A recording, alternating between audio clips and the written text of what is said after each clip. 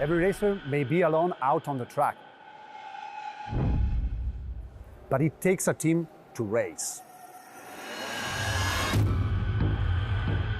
Focusing on a collective passion. Victory. If positions are the way they are, we have podium, we have third. Right. But winning takes consistency.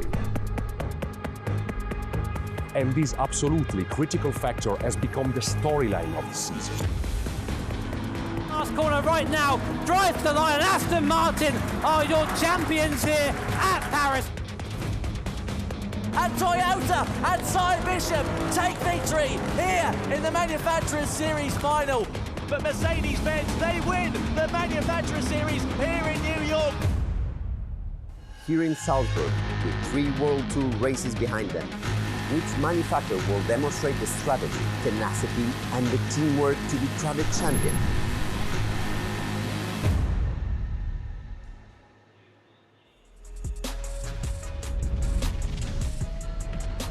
Hello and welcome to the FIA Certified Gran Turismo Championships, coming to you from Hangar-7 here in Salzburg.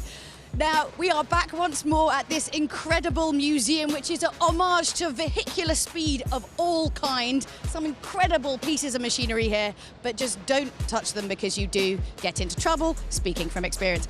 As always, we are joined by our commentators from around the world, so if you'd like to watch the stream in your chosen language of choice, please click on the link below.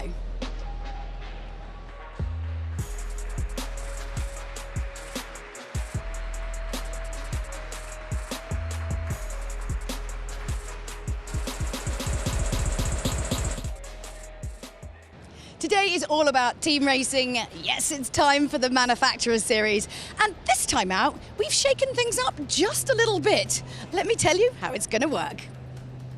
So this time around, we still have 12 teams of 3 drivers, but instead of having 4 races, we are going to have 2 races instead. So like normal, the qualifier is just 1 driver to set the grid position, and then we have 2 races. Now, in each of these races, every driver has to race. And in the grand final, that's the second race, it's double the points. So everything to play for and everything could change in that grand final race. And of course, the most points wins. Before we get onto our top 6 qualifier, the main qualifiers went down today. So why don't we throw it over to Tom and Jimmy to let you know exactly what went down. So we've just had qualifying for the Manufacturer Series for World Tour 4 of the 2019 FIA Certified Gran Turismo Championships here at Salzburg. Jimmy, Mercedes, surprisingly in the wet conditions, top of the class. And we say surprisingly because we thought we'd see an MR car go quickly here. We had Audi really fast in the warm-up, as well as Porsche and Peugeot, who basically round up our top 4 positions. The Mercedes just seeking into pole position. The gap between the top 4, a tenth of a second. Yeah. All it was. Yeah, really, really impressive. And then also you've got Ford and Chevrolet that just made it through into that top 6 qualifier, so they'll be competing for those top 6 positions on the grid in the first manufacturers race. Difficult day at the office though for the likes of Jaguar, and especially if you look further down the order, Toyota, Lexus and also Hyundai, right down the bottom of the pile, but also by a huge margin. Yeah, it's just, again, MR car, the car they have around here. Quite surprising to see Mercedes so far up. Of course, we have to mention Aston Martin, second place last time out, manufacturers, 8th in this qualifying position, really far down the order. Yeah, well, it's going to be interesting to see how they all get on, isn't it? As you can see, the qualifier was an incredible race with Mercedes coming out on top. Lukowski not actually driving for Mercedes at that point, but he definitely is someone to watch if the previous championships are something to go by. We want to know what you think though. Hit us up using the hashtag GTSport or FIA GTC and let us know who you think is going to be the Michelin driver of the day. But now it's time to chuck over to that top 6 qualifier. It's Tom and Jimmy.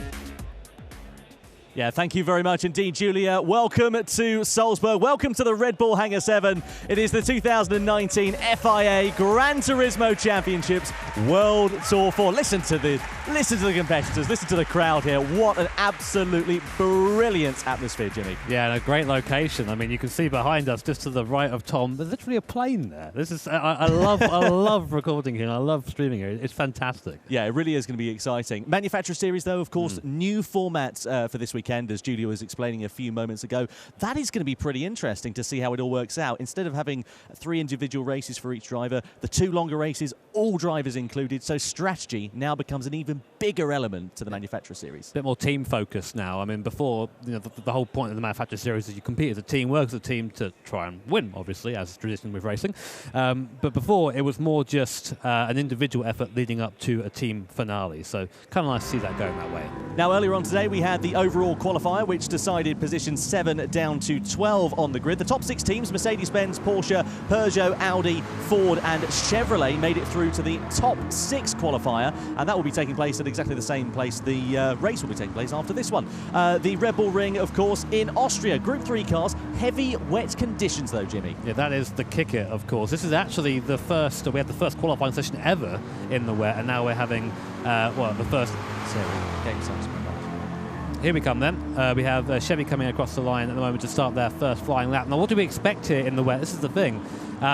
Well, to put it bluntly, lack of grip. These things are a lot harder to drive in the wet conditions. You can see there Marco Mendoza just on the left-hand side of your screen working his way around. You see a lot more wheel movement, especially in T2, or some people call it T3, at the top of the course coming up to it now. Very tight corner, very hard to get the car rotated, especially these front-engine cars. Yeah, the front-engine cars, as you say, Jimmy, really been struggling actually in these conditions. If you've got an MR or an RR car, you'll be in better shape, but all of the cars, of course, competing in this Group 3 machinery are either MR or FR layouts. You can see here Adam Wilk, and he, of course, is out on track for the Ford team at the moment, behind the wheel of the Ford GT. Here is Audi. Now, all the drivers had to select their time attack driver ahead of this qualifying session.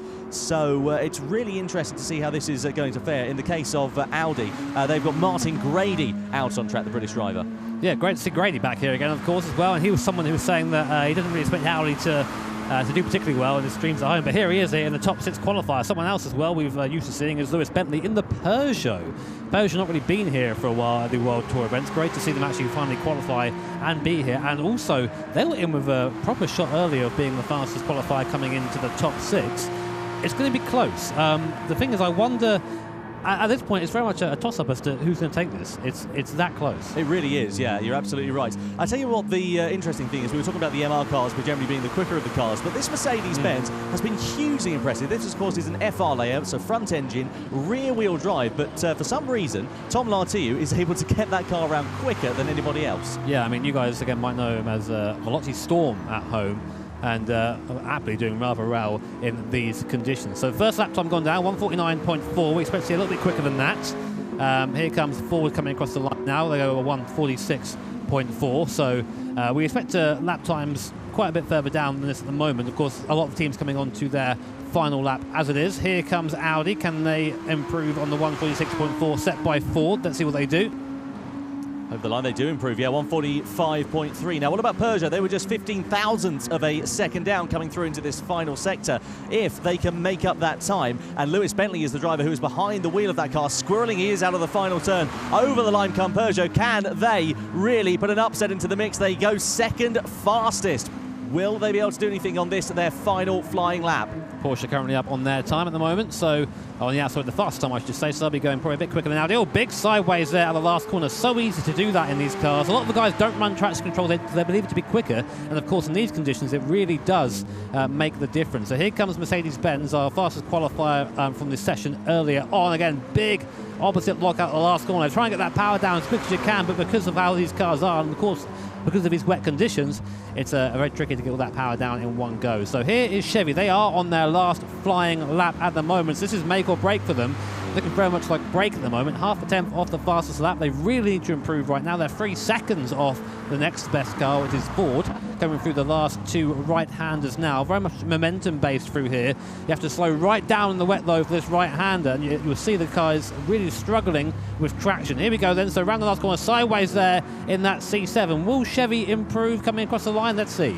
Over the timeline they come. It's not an improvement. It's a 146.814. It's an improvement in time, but not in position. Now Ford were 1.1 seconds down. They could be set to move a little bit further up the order, but the similar slide like that from Adam Wilk over the final corner won't help him, and indeed they do not improve. So 5th quickest at best, but Audi are the team on a charge at the moment. Martin Grady behind the wheel. He was a 10th of a second up going through that final corner. The Audi looking very stable and very strong in these conditions. Over the line we go, and it goes faster by 0.2 of a second. A 145.124 here for Audi. I don't think they were going to do that then. Grady was on the limiter coming out of the last corner trying to put that power down. Here comes the Peugeot, the last team to really try and upset it, getting all sorts of angle there. Might look good, but it's not very fast. Probably not going to improve at all. Stay in third position for now. Now Porsche, can they go quicker? They're a 10.5 down right now. Looking very quick and very good for Audi at this point. Coming through the last corner. Let's see if they can lay down the power.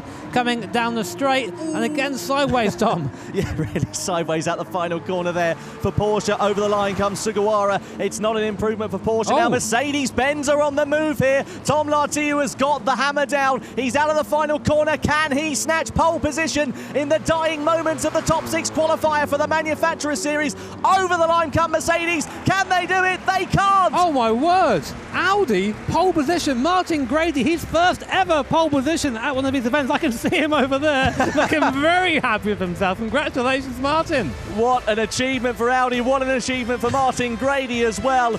Hugely impressive stuff from the German manufacturer on top here in Salzburg after the top 6 qualifier. Very popular that. Look at that. Everyone's that. Great to see him finally do well in that Audi. And he's someone who's been repping that Audi for seasons and seasons. And to come here and get pole position, well, that's the first bit done. Yeah, that's it. The hard work is still to come, isn't it, in terms of the first race, which will be along the way very shortly indeed. You can see they're down with the team radio as well, with the team here for Audi in the Manufacturer Series. That was hugely impressive, though. It surprised all of us, didn't it? That's the thing. Well, I was speaking to Martin earlier on about how to drive the car, and when you hear him coming out of the last corner, banging the rev limiter, and saying this car needs to be as close to the rev limiter as possible when you're shifting. All the power is right at the top, so obviously the man knows his car. Yeah, really, really impressive. Great to see Peugeot up there as as well. An outside chance actually going into this weekend, but Lewis Bentley, for whatever reason, seems to just be gelling with that car in wet conditions. Yeah, definitely. Again, we have to also state that, you know, the mid-engine cars tend to be a bit better balanced around here as well, so it's good to see them come up through the field. Again, the Peugeot, as you said, don't really used to seeing it here, are we? No. It's not normally at these events, so it's good to see it come here and do well. And what about Tom Lartiu as well? Because traditionally, Mercedes-Benz would have had Cody Lukovsky in that seat. Now Tom has come in.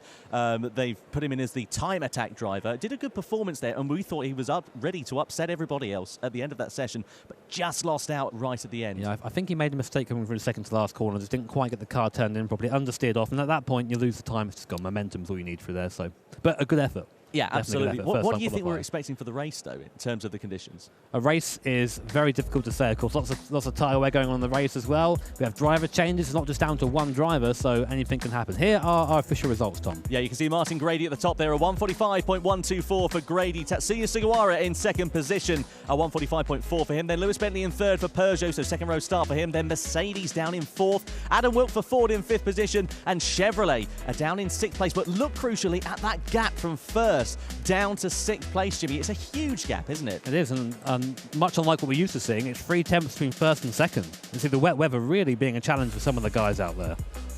Yeah, you really, really can. It's going to be very interesting to see how these drivers will fare after the top 6 qualifier as we head into race 1. But Julia Hardy has joined us on the desk. He's so excited. I even got like an arm thrust. That's how keen he is that I'm here. You have to do a lot to earn an arm thrust. Apparently you do. Confetti next time. Is that better for you? Yeah. T-shirt cannon as well, but just aim it slightly away. Someone's getting floored. From the face, maybe. So great to be back up here. So a bit of a surprise there in that top 6 qualifier. Very much so. I mean, I love Martin. He's a great guy, but he's never really been one of the guys to come and get a pole. I'm happy for him. He looks so relieved to finally get up there on the top step. And he's a guy that we know can do it. He's just never really had the luck or the car to do it at the event. But here, they're out in the wet. Fantastic. We did actually have a conversation last time about the fact that we're doing GT kind of more and more, and actually maybe everyone's kind of like settling into their kind of comfort. Yeah, that could be a thing. I mean, you're coming all the way from your home country to this ridiculous location here at Hangar-7 and performing for an audience. It's a bit tricky. A bit of pressure. So talk us through what happened with Mercedes there, because obviously coming in in pole position, and then what happened? I mean, let's bear in mind they were winners last time out in New York in the Manufacturer Series, and starting down in 4th place. We were all saying that the mid and rear engine cars have been very impressive so far. You can see here some of the performances from Cody Lukovsky and his fellow teammates. Second, they finished in the Nürburgring. First in New York. Cody Lukovsky, of course, being part of that team in both podium finishes for the German manufacturer there as well. And this is some of the performances we're used to seeing from Mercedes there, fighting at the front, putting that pressure on the other competitors. Here they were side by side with Toyota back at the Nürburgring. They were going hammer and tong. Look at this. Absolutely brilliant performances from both of them, but they're on the back foot going here into Salzburg, down in 4th position. That's not going to be an easy start, especially, of course, in wet conditions. That's true. And of course, we talked about Lukovsky quite a lot. What about the other guys in his team? Can you tell us a little bit about that? Yeah, Cody Lukovsky, I mean, they've got Anthony Felix alongside, of course. Ant made his debut for the Mercedes team last time out in New York. We know how quick Ant can be, how crucial he was to be a part of that success last time out as well. He's one to watch, but also alongside him, Jimmy, Tom Lartiu, a driver that you know quite well in the sim racing community. So thank you for saying his last name for me. I've been butchering that all evening. But yeah, I was known as Veloci Storm. And he better be quick. Yeah, I mean, it's a strong name, isn't it? Right. You've got to be quick if you're called Veloci Storm. But yeah, he's come in immediately very fast, and the pairing of himself and Lukovsky, and of course Ant Felix as well, it's a team that's going to be very competitive. And who else should we be looking out for then? I say Porsche. My pick, of course, my pick from the pre-show. Not going to say it. Not going to say it. Ooh, nearly falling off. I was so shocked. But again, another MR car, very strong in the first part of this first race, and we think it'll be quick in the second race too. So one to watch. Yeah, one to watch in the second race, especially could be Aston Martin. They're not particularly quick in these wetter conditions, but in the drier conditions for the second race that we've got coming up, we know how quick, especially that car is in the straight line. So that could be a huge advantage for them.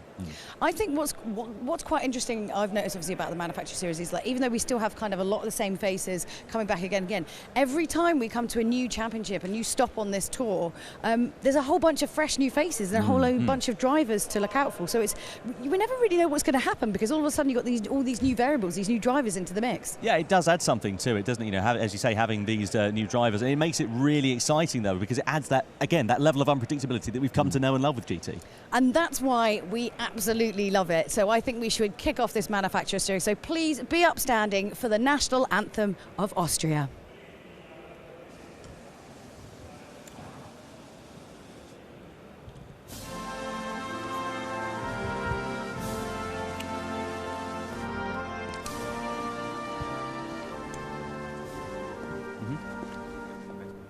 Let me just check.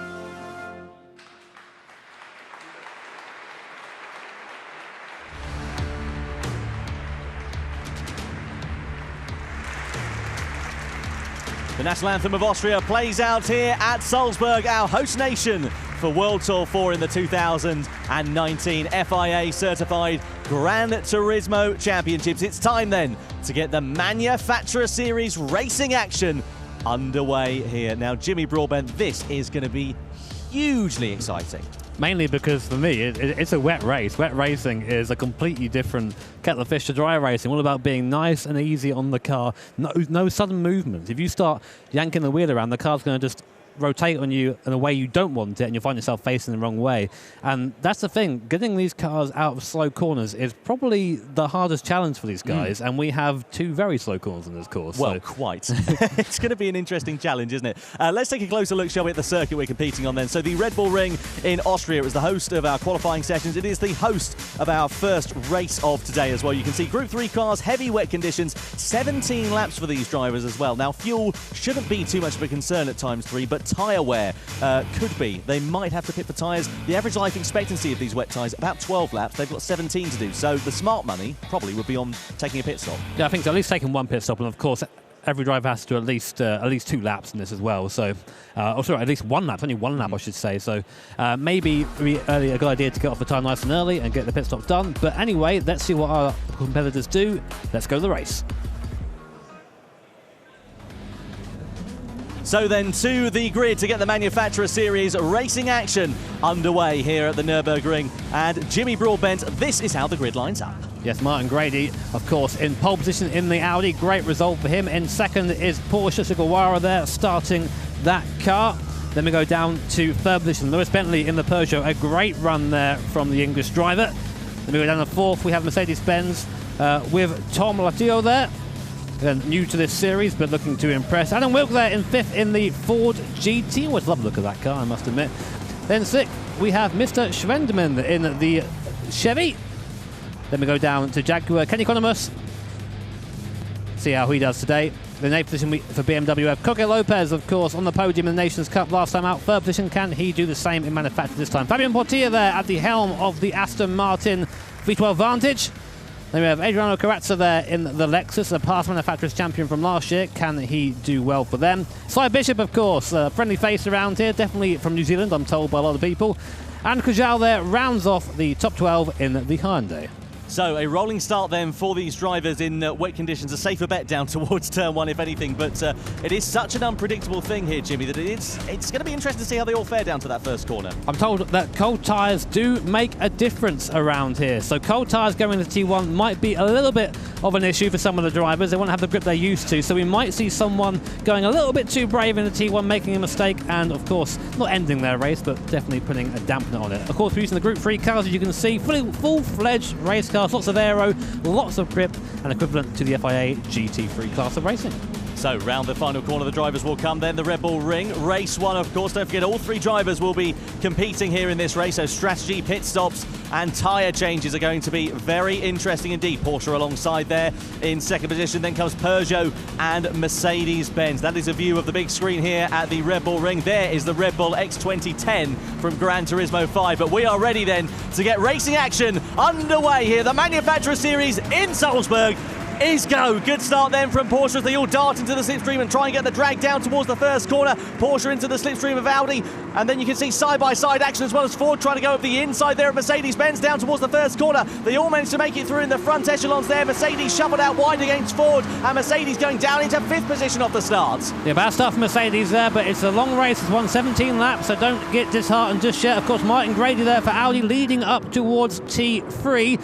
First big heavy braking zone of the race. Let's see if everyone get through clearly. Everyone seems to be nice and neat and tidy through here for the first time through. Lewis Bentley there getting a good run out of T3 on the back of the Porsche. Those mid-engine cars having good traction there off the slower speed corners. It seems the Mercedes really struggling, going backwards here, and the top 3 putting away, coming down to T4. Might be interesting to see how Mercedes do once they've got their tyres crucially up to temperature here. Maybe that's where they'll begin to thrive. They were very quick over the course of a lap in qualifying, but not so in these early stages of the race. Hyundai getting the better of Toyota, and that's a point to mention as well. Toyota had a shocker of a qualifying and competing down there in 11th. That, of course, is by stark comparison, Jimmy, to what we've seen so far from them in the World Tour. Yeah, not great, unfortunately, for those guys. And Sai was saying the strategy might be to get him out the car as soon as possible to try and get someone else in who's maybe a bit more adept in the wet conditions and in the Toyota at the moment. Although Sai, of course, a previous manufacturer's winner back at the Nürburgring. Audi, Martin Grady putting away at the front, and you're seeing the effect of this wet race, drifting there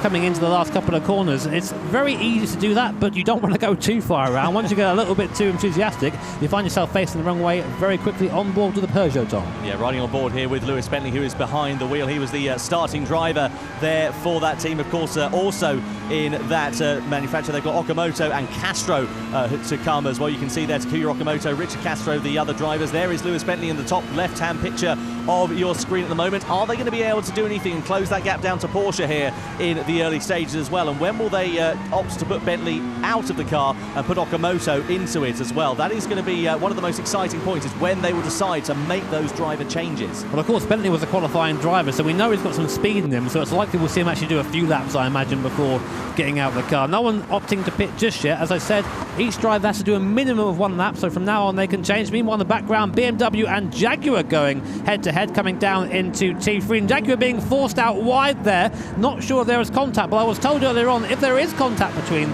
cars, they will just sail off because of a lack of grip after that. So there might have been a bit of contact there. We didn't see it, but Jaguar nonetheless down to 10th. Yeah, could have been the slices of touches there. Kenny Kanemos, who is the driver behind the wheel of the Jaguar at the moment, and not going their way in any way, shape or form. There is Hyundai as well. Good to see Hyundai here with Kajal behind the wheel of the car at the moment. You would say that, Tom, wouldn't you? Yeah, quite. Hyundai owner over there. Yeah, I was going to say, being the guy who owns a Hyundai. But, yeah, Hyundai down there in 11th position, and you can just see how much these FR cars are struggling. The front engine rear-wheel drive machines not going their way at all in these wet races. However, they may come to get their fruit of the labours in the dry race that will be coming up after this. Yeah, that's definitely, it's basically being, it's strength in one way, weakness in another race, so definitely over them. So we're getting a replay. This is what happened with BMW and Jaguar, who were fighting for 8th and 9th at the time. Jaguar would try going around the outside here, and just too late on the brakes. There was no contact there, but you can see how much longer the braking zones are here. Now it's wet. Hit the brake and nothing happens, and you go, oh drat, as you sail off onto the AstroTurf. Nothing you can do in those circumstances either. It's just a one-way ticket to being off the circuit. Toyota now ahead of Hyundai into 11th position, and Toyota in early doors. So Cy Bishop wants to get out of that car. That is going to be Yamanaka, who will be put behind the wheel of the Toyota there now. So early doors for those guys to make that change, and Cy saying exactly what he was going to do, and that is exactly what has happened. Get Cy out of the car, put Yamanaka in. Yamanaka is the closest I would describe a driver to being feral. You send him out here, he will chase you down and he will take you on track. He's a very quick driver, very aggressive, so I'm really looking forward to seeing him come back through the field. I wonder how long he'll be in the car for, though. We know Yamanaka's a quick driver. Oh, hello. We'll get back to that in a minute. Chevy and Aston now coming to blows. Now, of course, I keep mentioning how fast the Aston is in the straight lines. You all keep pointing out at home. But it's not going to help it too much here. Getting that traction down is a big part of the battle. And, of course, having a very torquey engine is not going to help so much as Aston goes very deep there into T4. Just about misses the back of the C7R in front of it, which is good for the Aston. That would have been a slap on the wrist. But you see there, Chevy getting all kinds of sideways coming out of the right-hander. That is Svendemann in there at the moment. Doing a good job, but he's the best of the rest in terms of the FR cars. The Mercedes putting away, though, 3 seconds ahead of this fight. Yeah, Svendemann, the German-sounding driver, but he's actually a French national, would you believe it or not? Confusing. It is a bit confusing, isn't it? There is Aston Martin, Fabien Portier behind the wheel of the car, the Chilean driver. Great to see Fabien back here. We're riding on board with him now. You can see him on the top left-hand corner of your screen. Nick McMillan and Ayumu Takeda. So that's another new lineup here for Aston Martin, another new driver who is alongside them. And it'll be interesting to see how Ayumu does, because he was actually very quick in the earlier practice sessions we've had here so far. Again, another new face for us as well, so it's always good to see how these people perform at these live events. It's very different being at home and doing this in the comfort of your front room. Cup of tea to the right, if you're Martin Grady, of course, and just taking it easy. Here, you're under the spotlights, you've got some couple of very loud English guys shouting over the top of you, so it's just what you want, that, isn't it, really? Yeah, ideal way to race, isn't it? Yeah, absolutely. Look at that, bit of a slip and a slide there for Fabien Portier coming out of the first corner. Penalty there for Chevrolet for exceeding track limits. And that's the team radio there from Aston Martin as well. That's Nick McMillan on the radio to Fabien Portier, just saying to stay out in these early stages. Noticing there that Cody Nikolakowski is the only teammate actually hanging over the side of his team. Looks like he's getting ready for a driver swap there, Tom, for Mercedes. Looks the way, yeah, doesn't it? Here is Chevrolet taking their penalty, the penalty zone out of turn 3. That will allow Aston Martin to go sailing on through there, or they're going to be running at least side by side, because Chevrolet's got great legs coming through that straight. Aston Martin, is Portier going to send it down the inside of Svendemann? He thinks better of it. It'll be a bit of a day late and $1 short down into that corner at this particular point in the race. They've got a lot more to lose in these early stages than they probably do to gain. Sometimes I wonder if you have a book with all those sayings in, Tom. I've never heard half of them when you go through them. Oh no, I just sleep reciting them, mate, to be honest with you. Here we are then, Chevy and Aston. You see there, the actual mid-corner speed for the Chevy is nowhere near what the Aston Martin has. It seems that Svendemann is really actually struggling to get the power down. You can see on the right-hand side just how easy he's being on the throttle. Wait to the cars in the straight line, back on the power. Again, right-hander, easy on the power. And then there you go. You can finally get back on the pedal to the metal, but it takes a while to do it. And if you're a racing driver of any kind, be it sim or real life, it's so hard being patient. You want to just nail the throttle and go full chat, but of course doing that here will probably likely end in a spin. Now, are we going to see? No, we haven't seen Mercedes-Benz. We've not seen. I expected them in the pits that lap. You can see there, left-hand side. Jaguar are in. All our different commentators. Yes, sorry, Jag-in. Yep, Jack come into the pit lane then, so that will be a driver change. Kenny Konomos behind the wheel. Florian Pangenet will be back behind the wheel of that machine. Good to see Florian back in the GT World Tour once again. And will he be racing with his cap on this time, I do wonder? I hope not. I'd be pretty sweaty doing that. I wouldn't want to do that. Here's Ford and Mercedes. Now, Mercedes have caught up to the back of Ford and going up the inside there. So Mercedes-Benz up into 4th position, are they? What's their traction like coming out of T3? It's a drag race now down to T4. We have Tom Latillo on the inside line, so I think he's probably going to have the ideal line. I'm just watching over to the rig there that he's trying to squeeze the Ford off the circuit, giving as little room as possible whilst being, of course, clean. Has the inside line. Move made. Mercedes-Benz up into 4th position. Great stuff there for Mercedes-Benz, and you can see them on the left-hand side of your picture. Tom Lartier, but here come Ford trying to fight back immediately. Adam Wilk is going to be on the outside, though, coming into this left-hander. Is he going to try and get the switchback, or is he going to try and use the grip on the outside of the circuit? That would be a very, very enticing move, but it's not going to be one that pays off. Lartier gets the traction coming through that corner and does, for now at least, manage to stay ahead of Ford. Hard and fair racing there, just very much made sure Adam Wilk did not have any room to come back at him, and that was it. Mercedes-Benz up into 4th position again, looking over. Cody's wearing his gloves, but he's also got the headset on, so I wonder if there will be a pit stop now. We'll see.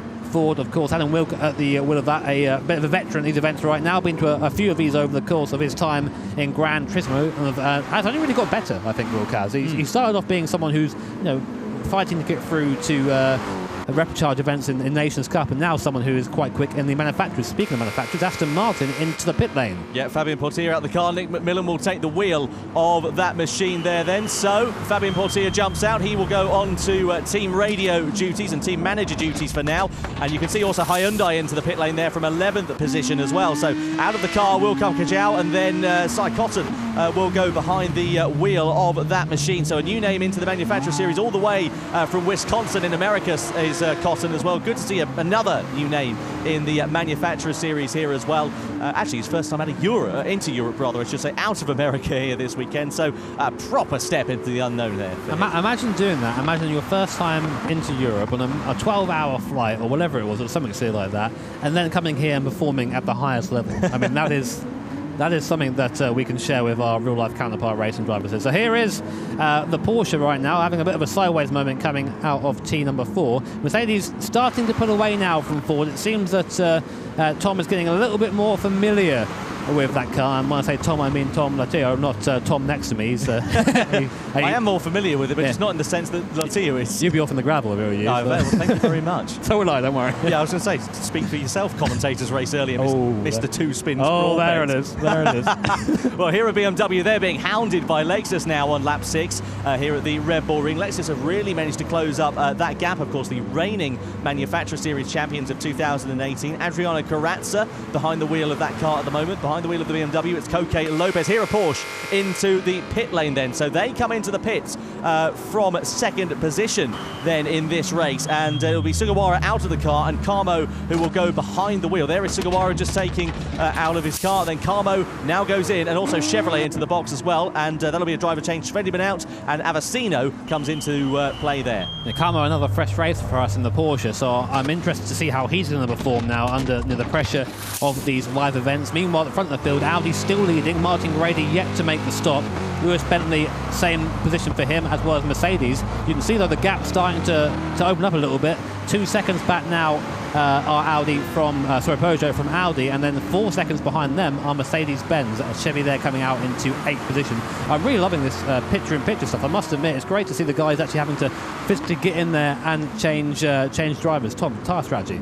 Yeah, you can see that they must drive the track and must change drivers. There's no fuel, of course, involved in this one, but in terms of tyres, well, about 12 laps is the average life expectancy of this, so they might go to the end of it on, but we did see drivers putting on new tyres after lap 6, so they're probably going to go to the end of the race from that. Yeah, I mean, these Michelin wet tyres, they last a bit. They last a while. We're not quite used to seeing tyres last this long. But of course, the life is always going to be better at the start of the tyre. It just means they don't drop off as quickly. So we'll see what Martin Grady can do. We know Grady is one of the smoother drivers out there. He was giving me some tips earlier on how I should be racing, none of which I listened to, of course, when doing our commentator race, and promptly fell off the circuit like an idiot.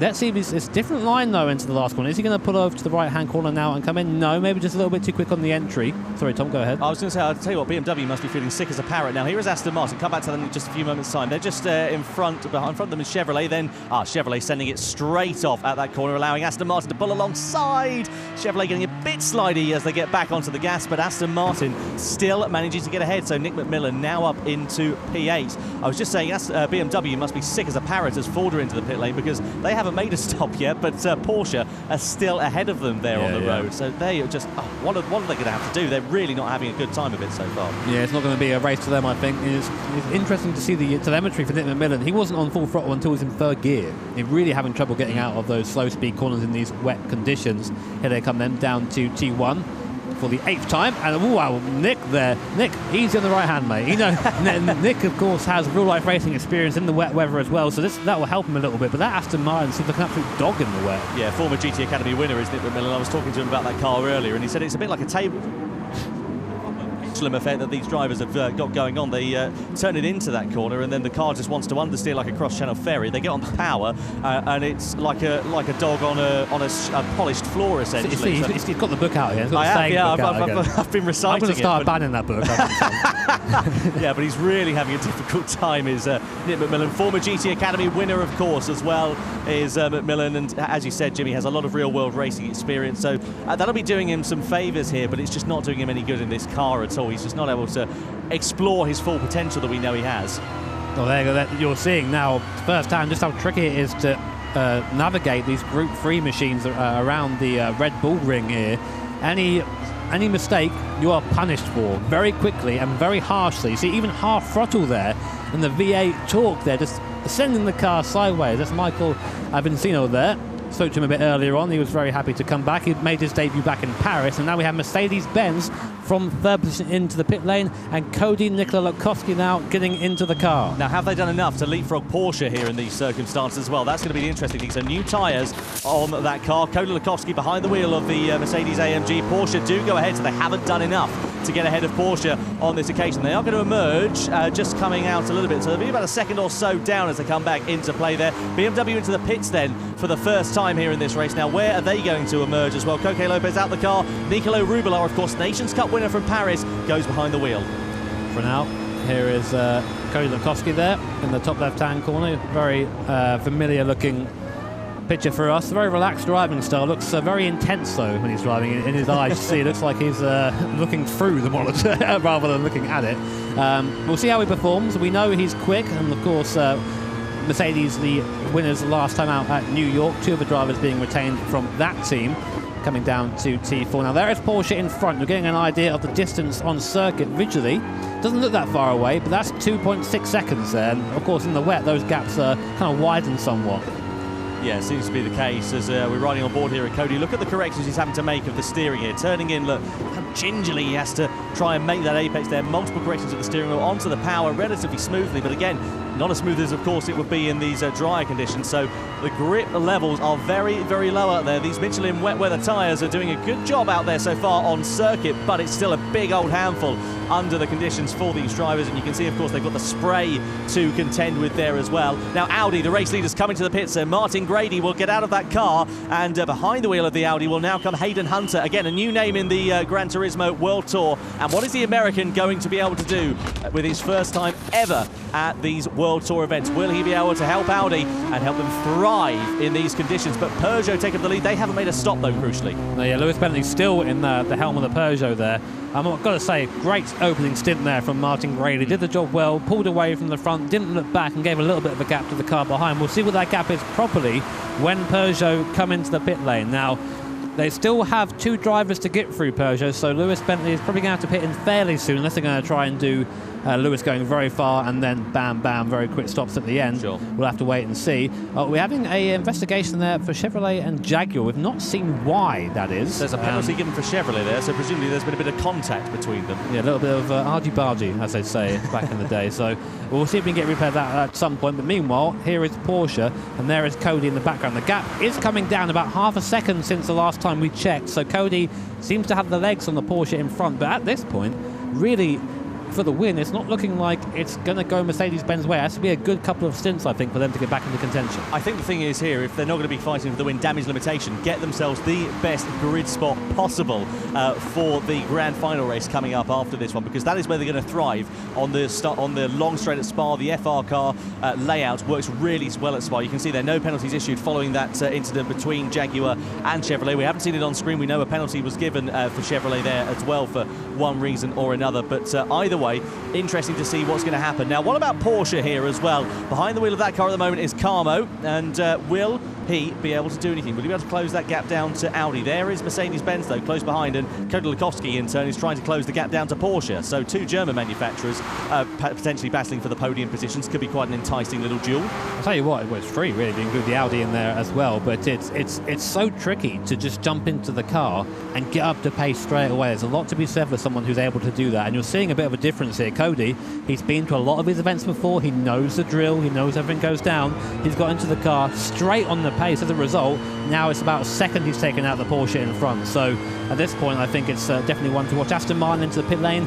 Not really been a good race for them so far, Tom. No, Ayumu Takeda will be behind the wheel of the car. The Japanese driver, a new name, of course, as we said, for the manufacturer. Hyundai also making their second stop. So Cotton out to Hoshino goes behind the wheel. Mercedes go off at turn 3 as well. Wide there for Cody Nikolakowski. That's not going to help him in his charge to be closing down on Porsche. That's a frustrating thing about that, Tom. Sorry to cut over you there, mate, but it's just all that work. Immediately, click of the fingers, it's gone. And that is what is so challenging about wet conditions. You are just a metre late on the brake and you're going to go sailing off. Yeah, exactly. Frustration there for Cody Lukowski is probably getting to him now. And look at that sliding as he comes out of turn 4 there in the infield section we are now. In terms of the gap between Audi and Porsche, I'm keeping an eye on that one. It seems to be coming down ever so slightly between those two different manufacturers. Now, here's a replay. Here's what happened to Mercedes then as we come down in towards turn number 4. So you can see him just behind Porsche here. As you said, Jimmy, snatched a break, little bit too late, missed the apex. And as you said, all that hard work undone. The German commentators, Kevin Friesacker there on the right-hand side, brother, actually, to former F1 driver Patrick Friesacker. Good to have him here this weekend. But not a lot for the German language commentators to be smiling about at the moment after that one. Now into the pit lane come Peugeot. So Lewis Bentley finally does come into the pits. And behind the wheel of that French car, it will now be Okamoto. So Takuya Okamoto takes the wheel. Let's see this gap then. That's the all-important gap between first and second place. We'll see Mercedes-Benz have jumped them. We'll have to wait and see just 2 seconds. Yeah, Porsche into the pits and out. And there we are, Mercedes are through, but of course they haven't made their second stop here either. So out of the pits then we come. And you can see Chevrolet and Jaguar also into the pits then for their second stops in this race. So out of the car comes Avicino for Chevrolet. Mendoza goes behind the wheel. And of course for Jaguar in terms of them, it's Pongade out of it. And Vincenzo Nito behind the wheel of the car. Now here is Audi. That gap has come down, as we said, for these race leaders at the moment. 2.5 seconds it sits between Peugeot and Audi. They've both made 1 stop apiece, so they've got 1 more to go here in this race. But of course Porsche have made their 2 stops, so they're flat out to the finish at this point here now, Jimmy. Yeah, so nothing to worry about for them now. It's just a matter of getting there. Here is Porsche and there is Audi. So it's 2.5 seconds between them and Peugeot at the moment. Let's see who has the best grip of these MR cars coming through. Now, I think, tell you what, Tom, I need to go and see if Mr. Lewis... I think we have Lewis Bentley joining us. You want to very quickly just call that and see if we can get Lewis up quick. Yeah, Mr. Bentley up here. Lewis Bentley. And Lewis, of course, you're driving for Peugeot. That was a hugely long first stint, wasn't it?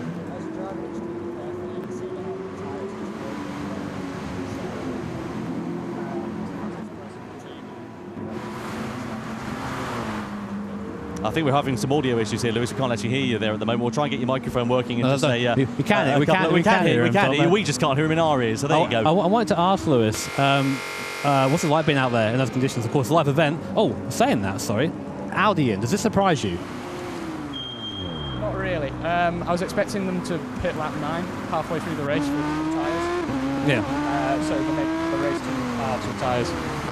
Well, here we are. Let's see what happens. Give us 2 seconds. So here we are then. Porsche leading forward.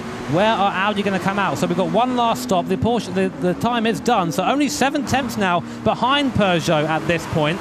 And with another stop for Peugeot to make. This is looking more and more like it could be Audi's game. In the background there is Mercedes-Benz. They need to make another stop. And then behind them is Porsche. They can go straight to the end. And there you go. Peugeot going a little bit wide at the top. Looks like Audi's probably going to get the drive coming out of the corner. And now it's 1, 2, 3. Mercedes-Benz and Audi side by side coming down to T4. Mercedes-Benz has the drive. They're going to try and go up the inside. Audi then demoted it into 3rd position. And an incident between Peugeot and Audi. There might have been a little bit of contact. But Mercedes-Benz, Cody, going up the inside, Tom. Oh, they're trying, aren't they? Peugeot are running a little bit wide onto the curb there, side by side between Mercedes. They're going to be on the outside, though, coming through the following right-hander. Lukowski on the outside, but he pushes the Peugeot off to the side of the track. They're very close and aggressive racing. Peugeot runs deep. Mercedes on the outside. Audi getting a face full of spray here in this drama as well. And still, Mercedes on the outside. They hold that line. Absolutely brilliant stuff from the Mercedes team, and Cody Lukowski behind the wheel. A great move, but these both guys, Peugeot and Mercedes-Benz, are yet to pit. They need to pit one more time, so Audi needs to be more concerned with Porsche behind, who are gaining because Audi is involved in this scrap here. So, coming around the second to last corner now, will Peugeot or Mercedes peel into the pit lane? No, they do not, and all the while, this is costing Audi. Audi need to get past Peugeot as quick as they can. Been a warning there. Looks like there's been a warning for the Audi driver for being a little bit too rough and ready with with the Peugeot in front. And here we go, up the inside, using the straight line speed there. Very late on the brakes. No, too late on the brakes. Off they go through T1, off onto the AstroTurf, and they did very well not to collide there, Tom. My word. Straight to the centre of Salzburg, I think, there for Audi. That was very late braking and very ambitious from Hayden Hunter. Fair enough for giving it a go, but it was never going to stop that in the month of Sundays, wasn't he? Down in towards turn 3 we are, and Peugeot and Mercedes really holding up Aston Martin, and look at how close Porsche are, and Audi into the back there of Peugeot at turn number 3. That's going to really compromise them, and we might see a penalty here. So is Audi's race going to be coming undone in these latter stages? All this scrapping is just pushing Audi back into Porsche. I need to have another look at that instant before I can give an opinion. I didn't quite see it there. I was busy looking over at the drivers. But Peugeot, they're going very wide down the bottom, and again Mercedes and Peugeot have to make one more stop. That is so clear. Go on, Tom. I can see Martin Grady looking very animated from our commentary position here, Jimmy. All of his hard work looks like it's going to come to absolutely nothing, because behind the wheel, of course, of the Porsche at the moment is Bayless, and he's doing a great job. Here's the incident then between Mercedes and between Audi, down in towards the right-hander. Look at Audi in front. Do they hit Peugeot? Ah, yes, they do. Yes, they do. Contact into turn 3, sends Peugeot off wide, allows Mercedes-Benz to draw alongside. That compromised all of their races, and oh, dearie me, it's just coming so undone with Audi, I should say, in these closing stages of the race. And if they're not hit with a penalty after that one, I will be very surprised indeed. Let's keep an eye out and see what will happen. But Porsche there, that gap has been closing. It now sits at 1 second for the effective race leaders, because of course Mercedes and Peugeot have still got to make their final stops in this race, but it's just a warning given to Audi after that collision between them. So a warning given to Audi, that's the second one they've had so far in this race. They will have to be very careful indeed that they don't have any more discrepancies in the last 3 laps of this one then. And still Mercedes and Peugeot have to pit as BMW come in for their second and final stop. Yeah, so the real race for us right now, Audi versus Porsche. This is going to be your race for the lead once the guys in front both pit for their final stop, and the Porsche is just getting closer and closer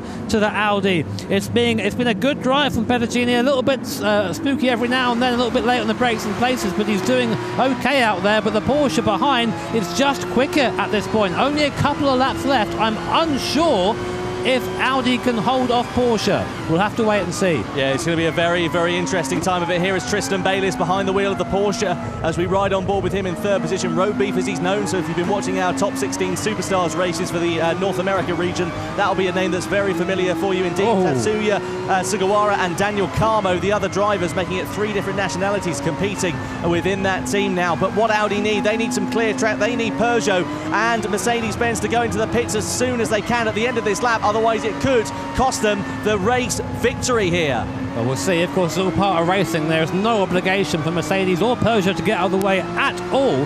And Felix now getting ready to get into the car, it seems, for Mercedes. So we might be seeing a driver swap. Our current lead car on track looking to come into the pits. Are they? We're on board with the Porsche. Let's look to the right. Mercedes, they do come into the pits. Yeah, but crucially, you can see there, continuing on, our Peugeot in the lead. So they're going to have a last lap pit stop here by the looks of things. There come Mercedes into the pit lane. We don't really want to be watching that. We know what's going to happen with those. It's pretty textbook. It's where they emerge that'll be the important factor. They should emerge inside the top 4 there. Coming out of the pit lane now we are. Are they going to be right involved in this battle? Because they're not too far into it actually after. That was a hugely impressively quick pit stop. No tyre changes for them either. So now it is all down to Anthony Felix. Can he close the gap down in these last 2 laps? So now it's Audi, Porsche and Mercedes. Can Peugeot pull a little bit of a gap and maybe come out and join this scrap? So here comes Porsche looking to the inside. Not quite though, not quite. Shows the nose, lets the Audi driver know that he's there. Might be a better run though off turn 3. No, you see, getting a little bit impatient now. The win is there. The Porsche driver knows it's there. Got to be calm though. You can't go smashing the throttle. You're still in the wet conditions. It's still easy to spin up and lose time like that.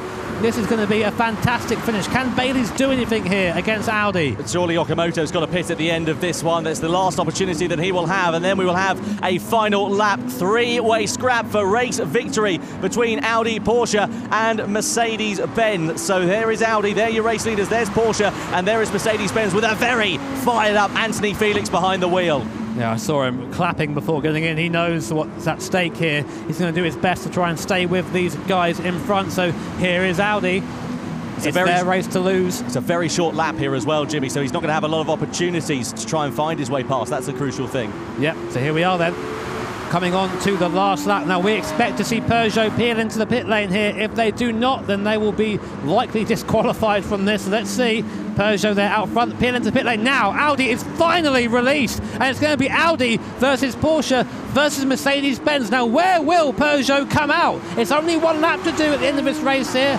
Probably the slower driver going in at this point. Here we are, coming on to the final lap. Audi lead, only half a second though between them and Porsche. Down in towards the first corner we go for the final time here for the Manufacturers Series. Audi then leading the way. They're a little bit wide out of turn one. Doesn't allow Porsche to close up. It looked like a pretty good exit out of that corner there for Tristan Bayliss. He closes up onto the back of the Audi, and we know that Audi R8 is not the fastest car in a straight line. It surely won't be down in towards turn 3. He'll think about it down towards turn 4. He's having a look there, is Bayliss, but he's not quite close enough to mount a challenge at the moment, and very defensive there goes the Audi of Zach Petruccini, who's behind the wheel of the car. You can see him there sliding and struggling for grip as they come out of the third corner in the slipstream. They're defensive from Petruccini in the Audi, but what is Bayliss going to be able to do? They're going to be in the slipstream. Is he going to think about a move down towards turn 4? He surely is. He's going to be a bit later on the brakes, but blocking the line there from Petruccini. Absolutely brilliant. Somebody runs it wide. That allows the Porsche to pull alongside for the race lead here in the Manufacturer Series. Audi versus Porsche. Side by side we come. Bayliss struggling for grip as he exits out of turn 4, in through the left of turn 5. Absolutely brilliant stuff. It's nail-biting to the finish. All it is now is Audi. Petruccini, all you got to do, mate, is keep it clean. Keep on the line and be easy. Bayliss there just applying the pressure throughout the entire lap. Only half a second. A great run there out of the last corner through Porsche, though not quite good enough to get onto the back of the Audi. Only 2 more corners to go to separate Audi from their first win here in the Manufacturers Series. Here we are. Here's one. Look back. Look how close that Porsche is. All it's going to take is one small mistake from Petruccini, and that'll be time over. Last corner. Nice and easy. Audi out there, and Audi will drive the line and take their win here at Salzburg. What a race. Porsche carrying them to the line, only 4 tenths behind, and Mercedes-Benz an unlikely 3rd position, Peugeot 4th, and Ford come home in 5th. I think a cry of relief on Zach Petruccini's face after that one, taking victory for Audi. We really thought they might have lost it given the dramas that they were getting caught up in with Peugeot and of course with Mercedes-Benz earlier on in this race. Here come Aston Martin sliding their way through into 6th position. Then comes Jaguar in 7th, and I don't think there's a person unhappy in here to see Audi doing so well and taking their first win in the Manufacturer Series over the line for 8th position as well. It's very close as Toyota get ahead of Lexus and ahead of Chevrolet in the dying stages of that race. Then comes BMW in 11th and Hyundai over the line in 12th. There is Petruccini just explaining how much pressure he was under on those closing laps of the race.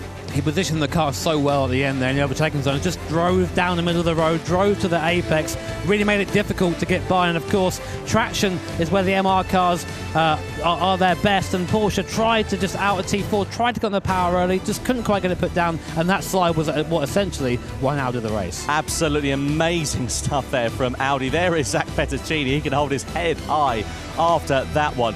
Hugely impressive stuff here for the Manufacturer Series for World Tour 4 of the 2019 FIA Certified Gran Turismo Championships. I think we're just out of breath after that one, and let's not forget we've got another one coming up in a few minutes. There's a stiff drink after that, but I'm not allowed to do that on air, apparently. So, but yeah, great racing, and that's what we like to see. We like to see these races go down to the wire. Different strategies there. Interesting to see some of the teams opting for that last-minute pit stop. Peugeot, of course, coming in literally on the last lap, drive it in, go to the end, and actually, in the end, they came home in 4th position, so maybe that was their slowest driver going in there. Yeah, it seems to be the case, doesn't it? Drivers who perhaps aren't comfortable with the weather conditions out there on circuit seems to be what happened. Let's have a look at some replays then, shall we, of race 1 as the race got underway. Of course, Audi led the field over the line with, of course, Martin Grady behind the wheel. Everybody made a relatively clean start, as you saw. Porsche... Trying to short shift a little bit just to keep us going. Mercedes-Benz just getting mugged there. There you go. That's a fuel-saving technique from them. And this is Audi going straight off at the first corner in the middle to late stage of the race. And then it was Mercedes versus Peugeot, which really held Audi up here. Yeah, that's pretty much what gave us the Audi versus Porsche races. These guys scrapping at the front. They both needed to stop, but Audi just couldn't get by. No, here is Audi there struggling for grip on the final lap. Porsche gave it as good as they could, and Tristan Bayliss there trying to find his way through, but just wasn't able to. And a commanding and very, very well-deserved victory for Audi. And you can see what it means there to Zach Petterman. Wow, what an impressive result. Absolutely fantastic stuff. Confirmation of the results of race 1 here for the Manufacturer Series. So Audi ahead of Porsche Ahead of Mercedes-Benz on the podium, Peugeot, Ford, Aston Martin, Jaguar, Toyota, Lexus, Chevrolet, BMW and Hyundai round out the top 12. And of course, Jimmy, that sets up the grid for race 2 and the grand final. That does. Isn't it crazy to see a half-hour race separated by 0.4 of a second? So, someone, of course, that didn't do too well in that race, BMW, that front-engine car. Now, of course, you might be wondering, of course, that Mercedes-Benz did fairly well in their front-engine car. That's because the weight distribution in that car is a bit different, 48-52, if I remember correctly. And you see, here's Nico Rublar talking about the BMW. He says the first race is going to be in the rain, which will be a big disadvantage for every turbo car, the BMW. And the BMW are going to have a tough time in quality, so I bet we're going to start outside the top 10, but we will do our best. And unfortunately for him, he was correct, 100%. Yeah, absolutely not going their way there for BMW. The advantage is, of course, the next race is dry, so they might be able to have a bit of time to try and turn things around, which will be a very, very welcome receiving for them. You can see BMW 3 top 5 finishes they've had so far. Paris in 3rd, Nürburgring in 4th, and New York last time out in 3rd. They're yet to sit on the top step. Of course, it doesn't only count for normal points in this second and last race, of course, in the grand final. It's double points, crucially, as well. Of course, and double point finish. It basically means that we have to get our calculators out. that's what that means for us in the comms box. Yeah, horrible. Absolutely right. Well, that was hugely, hugely impressive from all of our drivers. Let's head over to Julia, shall we, who's with our winning team from that first race of Audi. Yeah, so I'm here with the winning team. Sorry, I should actually say the name, Audi, not to get too excited before moving on to the next bit. So, Martin, you're on fire today. What is up with you? What did you have for breakfast? Come on. Actually, a full English breakfast, believe it or not. So on brand.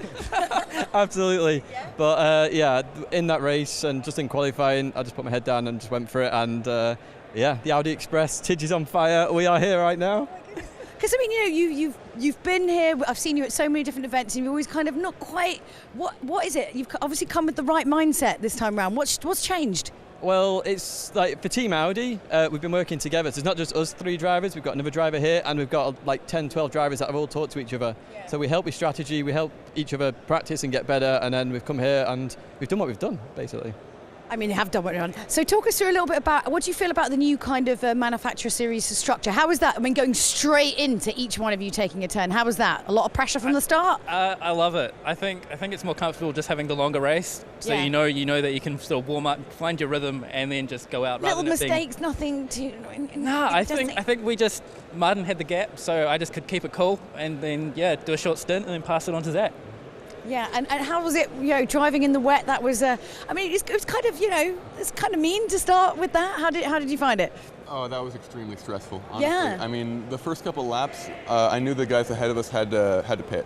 And so it's really stressing because I had pace advantage on them. So, and I saw the Porsche come in my mirror, I was like, okay, we got to get these guys, But they assured me over the radio, all right, just stay behind them. They'll box before the Porsche catches us. And so I backed it off and just remained calm. And I mean, this is it. It is all about that strategy. And, if you're kind of a lone driver on that track, having to think about all that on your own whilst driving a car is quite tricky. So it's quite nice having everyone in your ear. So it's the team thing for you guys. You really think that's done it for you? Yeah, absolutely. I mean, we all help each other. As I say, we look at strategy, we decide the strategy, we practice together, and then we go, okay, this is what we're going to do. We came here, we've done what we've done. We've got P1 in the first race. Let's see if we can do it again in the second. You are so buzzy. He's like vibratingly excited right now. This is amazing. So congratulations. Good luck going into the next race. Now, we've obviously been talking about our Michelin driver of the day. We do want to hear from you. Use the hashtag Michelin FIA GTC to let us know who you think is best. Because it's not all about winning the races. It's about miscongeniality, I guess, at the same time. Now, we have got some fantastic news for you from Porsche. You're going to want to see this. Here at IAA 2019, Porsche has announced 3 exciting new additions to Gran Turismo Sport. First up, the Taycan Turbo S is coming to Gran Turismo Sport in October. Secondly, the 917 Living Legend is coming to Gran Turismo Sport next year. And finally, Porsche Style has just announced they will design a Vision Gran Turismo car. I can't wait to see that.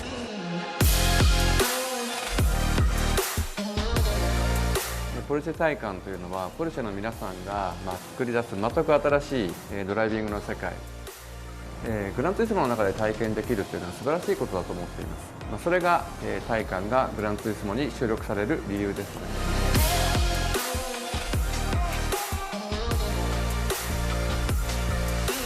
To drive a Porsche, it's a pure driver experience, and in this case, in this project, we want to have the same feeling for the customers. So it is our main target what we have. 本来なら一つでいいことを同時に3つの発表するわけですよね。大変光栄に思っていますし、こういった機会をね作っていただいたポルシェの皆さんにすごく感謝しています。So that was the news that Porsche and Gran Turismo have entered into a brand new partnership. Announced, of course, at the Frankfurt Motor Show. And, well, 3 different things to talk about there. The Porsche Taycan coming, of course, to Gran Turismo Sport. The 917 Living Legend being brought to GT Sport. Awesome. That's going to be mega, isn't it? Yeah. And, of course, the Vision Gran Turismo car that will be coming to Gran Turismo Sport in 2020 as well. Where do we start? I don't really know. I mean, it's just great to see so many brands getting behind Gran Turismo now. It really lends credibility to the series and what we're doing here. And someone as big as Porsche, of course, being involved. And no, I'm just excited for the 917. I want that car. I want that car in Gran Turismo. It's great. Oh, yeah, it's going to be mega, isn't it? And, well, the Porsche Taycan, of course, an all-electric car that's being brought as well. And Yamauchi-san, we saw on the video just a few moments ago explaining that everyone wants to have that driving experience. And he feels that Porsche being a partner of GT now is a great way to do that. And that reflects, of course, in the projects that were announced. Well, that's the great thing about Gran Turismo is you can drive these cars that you might not have the chance to do so in real life, and all these concepts, and of course the Vision GT, you can drive them. You can't do that in real life. So we have something over you, real life. We win this round. Yeah, it's the ability to do that, isn't it? Well, switching from Porsche over to Mercedes then, and talking about Cody Lukovsky. What he said after the World Tour event in the New York area, of course, for World Tour 3. I feel amazing with this win. This was a long time coming as we've been throwing everything at the previous race, but we just didn't have luck on our side. This time, we had the right strategy and we didn't get held up too much. Now, in terms of how things have gone today, on the flip side there for Mercedes, what do we reckon they're going to be able to do in this drier race? Well, Mercedes is a very strong car at Spa. We know that. We know it's quick in the straight line. We know it has decent overall handling.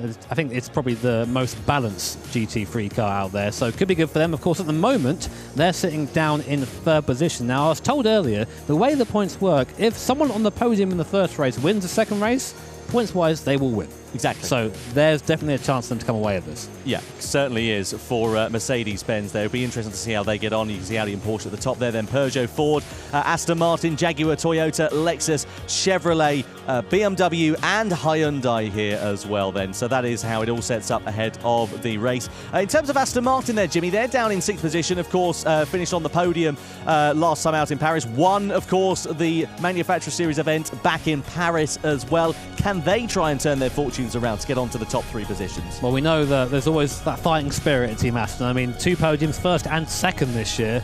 Nothing to be sniffed at, really great performances. I'd love to see him come back, but I think realistically they're quite far down the order now. It's something quite special for them and quite something quite unfortunate for their competitors if they're going to repeat any of their earlier results. Yeah, absolutely right then. Well, of course, we've got a new format in the Manufacturer Series in 2019 for World Tour 4 here at Salzburg. And we caught up with our drivers to find out exactly what they had to say about this new format and how they think it's going to change the complexion of the racing here this evening for the Manufacturer Series at Salzburg. Well, of course, it's World Tour 4 here at Salzburg, and we've got a new format for the Manufacturer Series in 2019. The new format for the Manufacturer Series is kind of interesting. Before we had done kind of like a single race per driver and then a group effort race. But this time, both of the races are going to be done as a team. So we're doing one race in the rain at Red Bull Ring, and then we're also going to be running a race at Spa. It's a lot of an interesting dynamic because now we have to rely on our teammates a lot more than just individual performances. You know, we have to work together to figure out what our strengths and weaknesses are. Who's going to be the quickest on, what tire compound, or should we split it all evenly? The driver changes, the length of our stints, how much fuel we have to save and whatnot. We're definitely going to have to put more of an emphasis on that rather than just the raw pace the entire time. The first race is in wet conditions, so each driver will be on the heavy wet tires. It's going to get really tricky because usually you can kind of sprint and go all out. You can use all the curbing, all the track, you can really be aggressive with your passing. We will want to try and maximize the amount of laps that our strongest driver gets. So you could see some very different strategies throughout that race. The second race at Spa is definitely a big challenge because we haven't raced there with these cars, so it would be definitely tough to try and adapt and figure out which driver suits which tyre the best. I'm not sure what's going to happen in the race. You know, I imagine everyone else is going to be kind of tiptoeing around. It's going to be pretty interesting for us.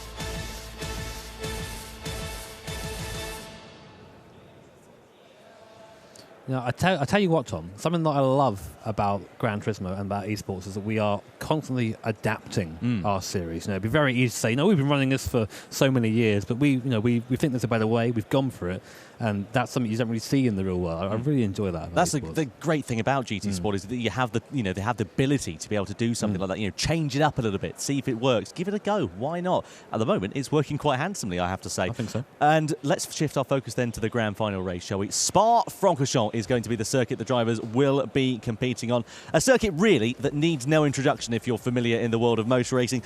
Based, of course, in Belgium, a circuit with the shortest name being Spa, but 19 challenges per lap. Corner simply isn't an exciting enough word. Group 3 cars for these drivers, racing hard, medium and soft tyres available for them, so tyre strategy will come into play, of course, being dry conditions here. 3 times fuel consumption, 6 times tyre wear, rolling start for them. That penalty line, of course, down the Kemmel Straight as well. So what are we expecting for this one in terms of strategy here, Jimmy? It's going to be tricky, of course. Something that we all saw last time, if you watched the Nations Cup race at New York with Miyazono. He pulled a blinder with a free-stop strategy in a race that only requires 2. I wonder if some of our teams have gone, I wonder if we can do that. Yeah. I wonder if we can try that out. So I'm looking out for that wild card. If that does happen, what we expect to see is people pitting at the end of lap 1, getting off the hard tyre, and then doing 2 stints on the medium at the end while short fueling the car. So we're aware of it this time. We're looking out for it. So as opposed to last time when we kind of missed it. Yeah, well, don't say that. Going ugly early, isn't it? Get those hard tyres out of the way, get them off, and get the medium and soft compound tyres. In terms of tyre strategy, then let's have a look, shall we, and see exactly what it's all about. So racing soft tyres, 6 laps for the drivers. On an average duration of those. Then you've got the racing mediums. They're about the same duration, but they're 0.4 of a second a lap slower, and they must run all 3 tyre compounds, just to remind you as well. The racing hard tyres, you'll get 8 laps out of them, but you'll be 1.7 seconds a lap slower. That's easy for me to say. Fuel consumption-wise, tank capacity of 100 litres, about 10 to 14 laps there and thereabouts, so they will have to refuel at some point in this race, and that's going to be crucial. When do you do that?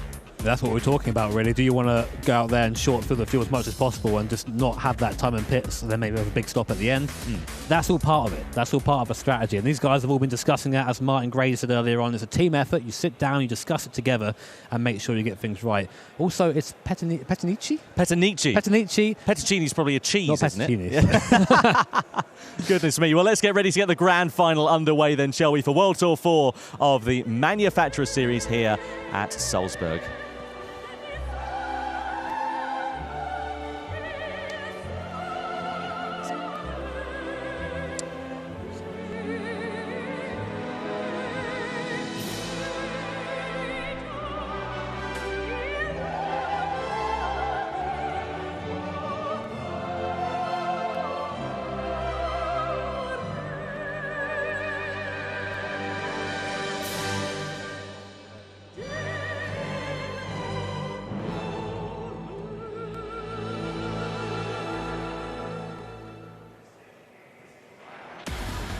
It is time for the grand final of the Manufacturer Series for World Tour 4 here at Salzburg. Spa-Francorchamps is the circuit, and Jimmy Broadbent, this is how the grid lines up. And of course, based on the results from last time, it is Petanici there in the Audi leading away for our grand final here. Bayliss there in the Porsche will start in 2nd position, and in 3rd position will be Tom Lateo there in the Mercedes. Very strong here, watch out for him.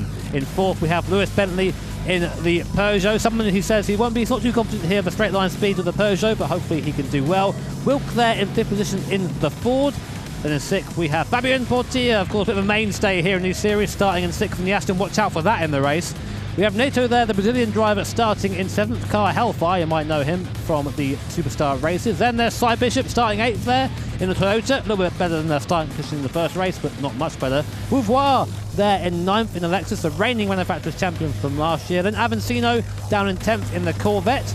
Then BMW, not where we're used to seeing them, down in 11th place. Asiri there starting that car. And then 12th and last, riding off the grid, is Cotton there in the Hyundai. There are top 12.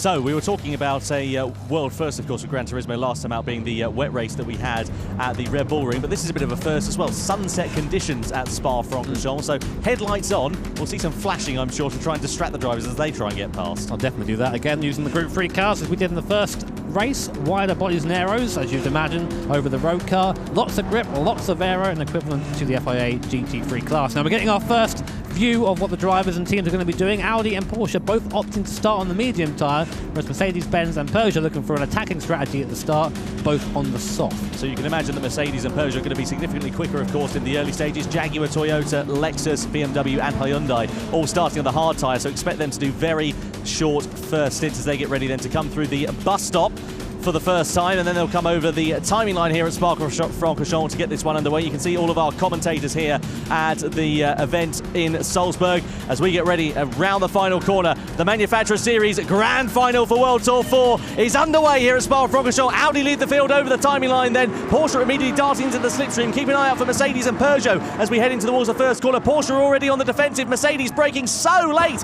down into the La Source hairpin.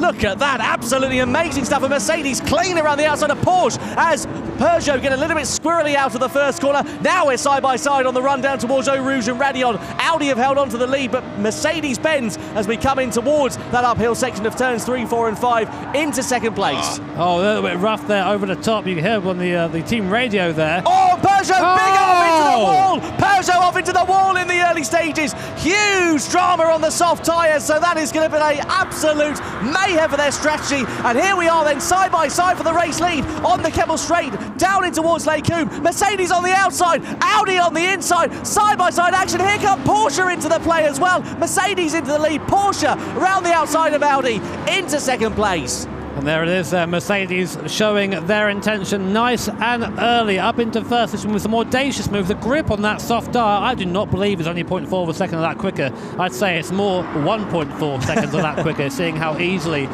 Tom there got round the first couple of drivers. So it's, at the moment it's Mercedes, Porsche, Audi, Aston Martin in fourth position and Ford in fifth. So let's see how that goes on. You see Audi struggling a little bit through the middle sector. Aston Martin, a good start from them. Of course, we have Portier in the car for those, and he's looking very aggressive at this point. The Chilean driver not looking to the inside right now, not really an overtaking spot, the Fanion chicane, or Piff Paff as you may know it, as I spit all over the desk there saying Piff Paff. Cheers for that, Jimmy. Yeah, that's all right, my pleasure. But Audi there going from pole down to third position in not even a lap.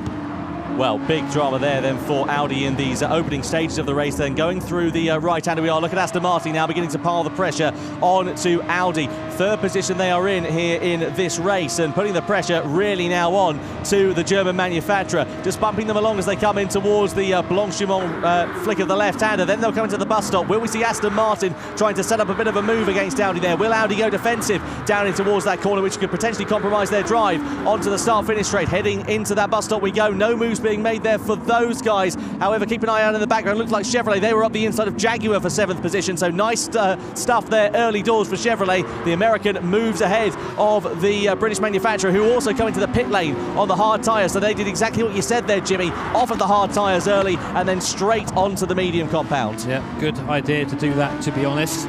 Get off that hard compound as soon as possible. We know how slow it is. It's not great to be out there longer than you need to be. And right now, Jaguar are thinking, you know what, I'm going to get off that and try and get on the medium as quick as we can. Audi right now defending from Aston Martin. Now, I've said it many times before, Tom, I'll say it again. We know that Aston's quick in the straight line. The Audi, not so much. So I think there's going to be a good chance for Aston Martin to leapfrog Audi. Let's see what the Audi driver does. Goes defensive straight away.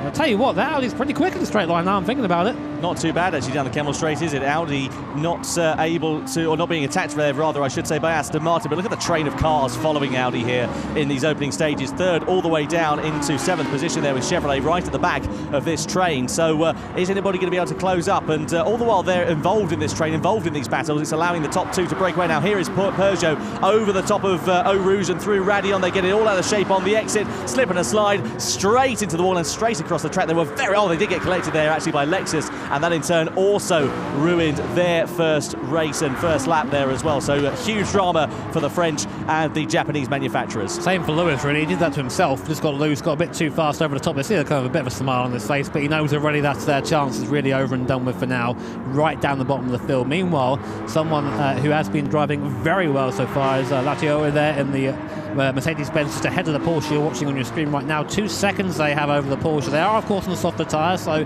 they will be on the slower tyre later on in the race. But this is what Mercedes-Benz need to do. Now, I want to say, by the way, before we quickly get into this, that if Mercedes-Benz do manage to pull this off, I'm saying it's very early on in the race, I'm aware of that, they will be the first ever back-to-back manufacturers victors. Well, there's a long way to go in this race Very long way. yet, isn't there? So let's see how that all plays out for Mercedes-Benz. Now, what about Ford? Behind the wheel of that Ford at the moment is Adam Wilk, of course, the starting driver for race 1, also started the team here for race 2 as well.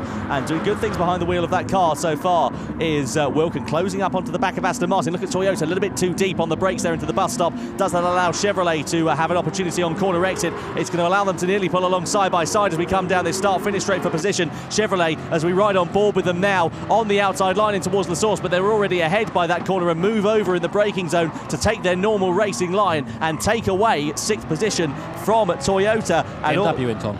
Sorry, yes, absolutely right. BMW then into the pit lane there. Cy Bishop behind the wheel of the Toyota as we are riding on board with him now. Will he be able to retaliate, Bishop? They're, of course, on the hard compound of tyres, so they've not got as much grip at all at this stage. But look at the time that they've lost, and look at the run that Aston Martin have got. Again, using the power of the Aston, goes to the outside, not in the slipstream when doing that, so Ford's going to have the toe on both of them coming down here. Here comes Aston Martin, that's what that Audi is pretty damn quick in the straight line, I must say. I thought it was a bit slower than that. Looking to the outside now, spits of flame from the exhaust of the Audi and the Astons. They slow down coming into Les Combes, and the move not quite made there, but look how much closer Ford are. In the background as well, Chevrolet and Toyota were still going door handle to door handle for track position, and Chevrolet do manage to reign on top of that battle as they came through Les Combes as well, but very close indeed between these 3 drivers. Audi, Aston Martin and Ford in and amongst the mix. An incident under investigation there involving Aston Martin and Ford. You can see Aston Martin there just missing the apex rather. Somebody's clipped a bollard in front, which is in the middle of the circuit at the moment. Toyota, of course, very much on the back foot here on the hard tyre. It's interesting to see that they're staying out of that hard tyre for such a long time in this first stint. Yeah, I thought we'd see them pit earlier on, especially after, again, what we saw Mirzana did in the Nations Cup final last time out at New York. Go watch that, by the way. It was fantastic. not right now, though. No, quite. Give it a couple of hours. Stay here for now. But the Toyota still are the leaders of the hard runners. So that's something, but I really don't think this strategy works the way these tyres are. The hard tyre really is quite a bit slower than the soft. I'd say, so I heard Cody say almost 3 seconds he thought. We think 1.4, so I think maybe it's a bit of a miscommunication there. But if it is that much slower, getting off the hard tyre is imperative. Anyway, we'll stay on board with 4. Coming up to Blanchimont now, on the fastest parts of the track. Is it a lift? Let's see. What's that telemetry on the right?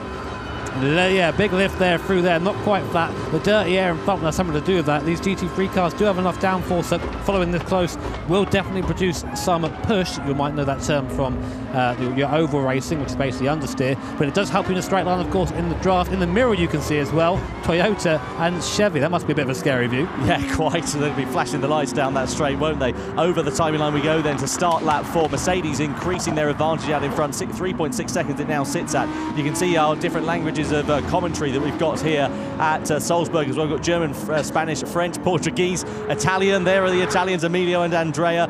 We've also got the Japanese commentators back home in Japan as well, so you can enjoy it in 7 different languages, the FIA Gran Turismo World Tour, and you can see the different stream links at the bottom of your screen there as well. Aston Martin, great run coming out of Eau Rouge and Raidillon, up onto the Kemmel Straight. They're close to Audi here, but Audi once again going defensive, and that straight line speed for the German manufacturers holding them in good stead. If Audi can hold it around the outside through Les Combes, they could be in with a chance. They go very late on the brakes as we go side by side, but Audi managed to get the apex and managed to keep hold of that position for a couple more corners at least. Say what, Portilla is looking pretty much every which way possible to try and get past the Audi in front, but this is great defending here. You're seeing that the Audi just has enough straight line speed to make it work, but it's very nervous. You saw it coming through a Rouge, a bit of a wiggle through there. Getting on power as well, these medium speed corners, the Audi's a little bit, you see again, another little wiggle through there, so definitely being driven hard is is the Audi. This train now getting a little bit bigger, of course. I think the Audi, although it is leading the group, is holding up the group, the cork in the bottle, so to speak.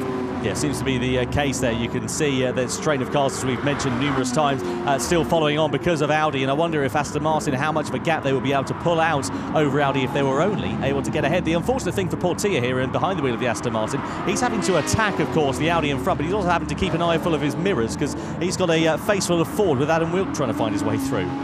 And Wilk, of course, again, someone who's a bit of a veteran in these events. It's great to see him here repping Ford again. He's wearing a sort of Ford hat earlier. I was very happy with it. Looked quite sporting, actually. Coming up now, the back straight once more. And this is our closest battle on track. 3rd, 4th, 5th and 6th and 7th there in your picture. But meanwhile, at the front of the field, Mercedes-Benz still out on the soft tyre, still putting away that gap nearly 5 seconds now. Not doing too badly at all there for Mercedes-Benz. Of course, behind the wheel is Tom Lartiu at the moment. And when will they pit? Of course, after that, Lartiu, it will be Anthony Felix into the car for the second stint in this race. Also remains to be seen what sort of strategy they're going to go for as well. I was talking to Cy Bishop, and speaking of Cy Bishop, Toyota coming into the pit lane then. So Bishop out of the car from the hard tyre. Now, where will they go? Onto the mediums then for their middle stint here. And into that Toyota will be Manuel Rodriguez. So good to see Manuel back here. And he will come into the car for this middle stint there as well, as we sail to the medium competitive tyres. No fuel going on board here for that team. Oh, just a tad more fuel, actually, I should say. Prepared to eat my words. I got that prediction absolutely wrong. Lexus also into the pit lane there from the back of the grid as well. So out comes Manny Rodriguez then. Different hairstyle at every event.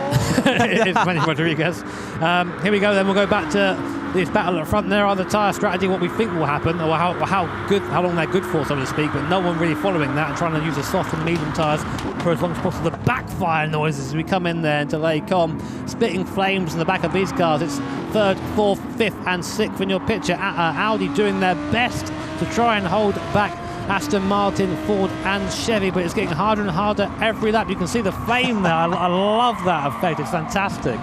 It's just brilliant, isn't it? That's the thing about Gran Turismo in general, and Gran Turismo Sport in particular as well. Just the attention to detail is so meticulous, and credit to the team at Polyphony Digital in Japan, in Tokyo, in Fukuoka, and across the world as well. They just put in such a huge amount of time into every project that they do, and the passion, well, it runs in their blood almost, because they are just so, as we say, meticulous about it, and that really shows with the product we're showing you here today. You can see through Pawn there, Petanici in the Audi is just that little bit better through Pawn. I think it's starting to get into a bit of a rhythm now. Again, his first time on one of these events, and having been part of the winning team in the first race, and here in 3rd in the second. It's a great performance so far, but a reminder, they are on those medium compounder tyres as Aston Martin drops a little bit off the back of Audi, and you can see there on the column, P column on the left hand side of your screen, top left hand column, that's how many stops our teams have made so far. Everyone must make at least 2 stops, but you can do more, as we saw in that Nations Cup race. Yeah, you certainly can. If you decide to go onto the hard competitive tyres, then you want to change to the softs, for example, to the end of the race. Of course, it's a risky strategy, but then, of course, you've got a little bit more pace behind you. So it could work out, and we could see some kind of proper left field strategy going on for these teams. It just depends entirely on what they're going to be doing. I know they've been talking through it left, right and centre, working out the strategy. Bit of a wiggle there for Aston Martin out of the bus stop chicane. Just drops them off a couple of car lengths from Audi in front. No pit stops being made for these guys on the medium competitive tyres. Do we think it's a case of whoever blinks first and then everybody else will follow? I reckon so. I think they're maybe waiting for Audi to come in, but I'm going to wager those rear tyres are starting to go south on that Aston. There's been a lot of sideways moments coming out of these slower corners, and a lot of his drivers will run with 0 traction control because they think it's quicker and easier to rotate the car, which you want to try and get every tenth you can when you're racing an event like this. And you're seeing there's a difference now. Although Aston is close to Audi, not as close as it was. No, meanwhile, further down, Toyota and BMW are exchanging a bit of paintwork for 9th position in this race, and Toyota just managing to hold off the charge there of BMW. Hyundai into the pit lane from 12th position then for their first stop from the hard compactor tyres. They go onto the mediums as well. They'll probably take a bit of fuel on board here as well. And look at how close Aston Martin are in this middle sector as we come down in towards turn 8, and the front just wants to wash out in this corner. It's really a bit of a horrible corner to drive because it just seems like you're turning the wheel forever and ever and ever, and you're never able to get the front hooked up. Audi was sliding there through Rivage just showing you how rearward that car is based right now, the mid-engine. You see Cameron now coming down to Bull. Probably one of my favourite corners on the circuit is a hit of the brakes, a downshift, and throw the car to the inside. When you have a new tyre, it's great. When you have old tyres, it's terrible. A bit of a late apex there, and let the car just run out to the curb on exit. Look at that, all three in unison there. And Chevy has dropped off the back a bit there, Tom. These three have broken away somewhat. Yeah, so maybe the Chevrolet a little bit hard on its tyres in these early stages of this race. Lap 6 out of 17 we are on here at the Spa-Francorchamps Grand Final for the Manufacturer Series. No such dramas though for Mercedes. Look at the gap they've been able to pull out, and look at the longevity also on these soft tyres, rather, I should say. Everybody else around them on mediums, and Jimmy, you think that the Audi has chewed up its rear tyres already. That's hugely impressive from Tom Lartiu at the moment. In terms of his tyre life, we can see from our commentary position, they don't actually look too bad at all, to be honest. No, they don't. I mean, yeah, I mean, they could go quite a bit further. And the thing is that our guys who give us the graphic, they say 6 laps. I say 10. Soft maybe, if you're good, and that's before the performance really starts to go away. You've got to be smooth though, and here we go. Then look how close. Oh, well, that's why. Yeah, Audi cutting across the nose of Aston. That's one of the dangers round here of the pit in. They're going to come into the pit lane. What are they going to fit to the Aston Martins? The pit crew there ready and waiting. Oh, Jonathan Ross moment there, and they go to the soft tyres. So soft Michelin tyres going on to that Audi. Who's getting in the car now, Tom? It's going to be Hayden Hunter there going to get into the car. He's going to do the fast middle stint, and then Grady there going to on the end on the hard tyres. That's an odd one. I thought they put Grady in the softs, giving his pace recently. Yeah, it's interesting that, isn't it? Because arguably you'd say Grady has been the quicker of the 3 drivers out there on track, and Hayden, we saw his troubles last time out on the circuit. So maybe, though, this is where he'll thrive. He maybe wasn't so confident in the wet conditions. Perhaps in the drier conditions, he'll do better things. Really cut the top of Radion there as he went over the brow of the hill. Wonder if there might be a little bit of a steward's investigation for that. Now here are BMW and Toyota. They're exchanging some paintwork a little bit earlier on, and they continue exchanging positions down into the bus stop as well. You can see BMW getting a nice sip. Sarah, do you want to have this guy come up? BMW, nicely done there for them. There is Audi, meanwhile, in. We have Petrucci coming up for an interview. Does he want to do that? That softer compound of tyres, 7.5 seconds it sits at behind Chevrolet as things stand. But of course they have made that stop, and Chevrolet are yet to pit. And Chevrolet, of course, on the medium compound tyre, so they're trying to stretch out that tyre life in these mid-stages, change onto either the hard or indeed the medium compound of tyres as things stand. Not doing too much of a bad job they are at the moment, but will they be able to be in contention at the end of the race? That is what remains to be seen. I tell you what I am hugely impressed with though is Tom Lartiu's pace, but not only his pace, his huge consistency here as well. This is what it will mean for the live points rankings if it stays as it is here, Jimmy, as well. If Mercedes-Benz did take the victory and Porsche finished in second, it would be 32-30 in favour of Mercedes-Benz. That's right. That's if things finished as they were at the moment. A little while yet at this point, so still all to play for. Now, will he come in? No, he's going to go around for another lap. So coming on to his 8th lap on the soft compounded tyre, and Porsche is still out in the mediums. Will they peel into the pit lane? No, going round as well, trying to make this medium stint last for as long as possible, it seems. So just waiting right now. Here is Aston Martin. Yep, Aston Martin out of the bus stop chicane. Chevrolet come into the pits then, so they change from their compound of tyres over on to the harder compound then. So they're going hard for the middle stint there. We haven't seen anybody doing that there so far, but we have still got, of course, the top 4 teams who have not pitted in this race there so far. So onto the hard compound of tyres for Chevrolet, and into the car comes Schwendemann as well then. So the Frenchman into the behind the wheel of the Corvette. Then you can see them just emerging out of the pit lane there behind Audi, and also crucially behind Jaguar here as well. Another great stop for them. Of course, Jaguar already made one stop, and they are on the hard compound tyre. So they are going to probably just fall back off the British manufacturer at this point. They're going through Eau Rouge the first time, getting all kinds of wrong there. Cold tyres, hard tyres through there. The car not turning in. Meanwhile, it's now Aston Martin versus Ford. There's been a penalty awarded to Chevy there. There may have been a cut track penalty coming over the top of Radion when they went a little bit wide. So I think that's what that's for, given what we just saw. On board then with the Ford GT Group 3 car. You can see there the Chevy driver just pick up the penalty in your picture in the bottom left-hand corner. Coming through No Name now in the Ford. Well, actually, no, it's called X nowadays, isn't it? It does have a name. It's not called No Name now. Yeah, it's called X. And now we come down to Pill. We're going to get a driver's eye perspective of what it's like to go through this corner. Absolutely fantastic fun. Again, as I said, on a fresh set of tyres. Little bit of a wash there from the Audi in front. Adam Wilk there at the head of the field, the Australian driver.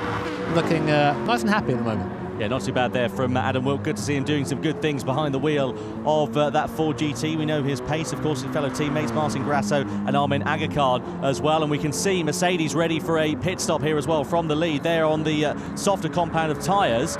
But what are they going to go onto when they come into the pit lane here, Jimmy? Because, of course, they're going to change from Tom Lettiu over to Anthony Felix there by the looks of things. But I can see himself and Cody Lukovsky having a discussion amongst one another. So maybe perhaps they could be changing their strategy midway through this race. One of the great things, of course, about these esports events is that we have the drivers right here. And in comes our leader then, Mercedes pitting in.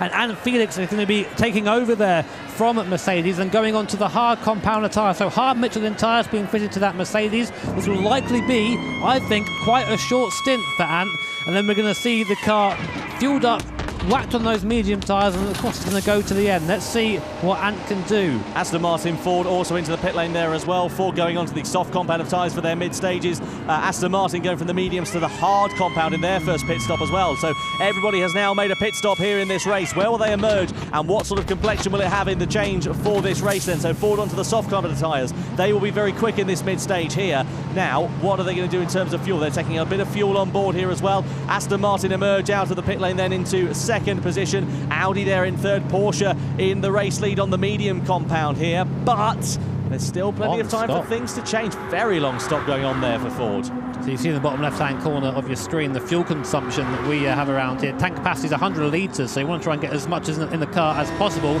Meanwhile, this battle has been reignited. This time it's Audi behind Aston Martin.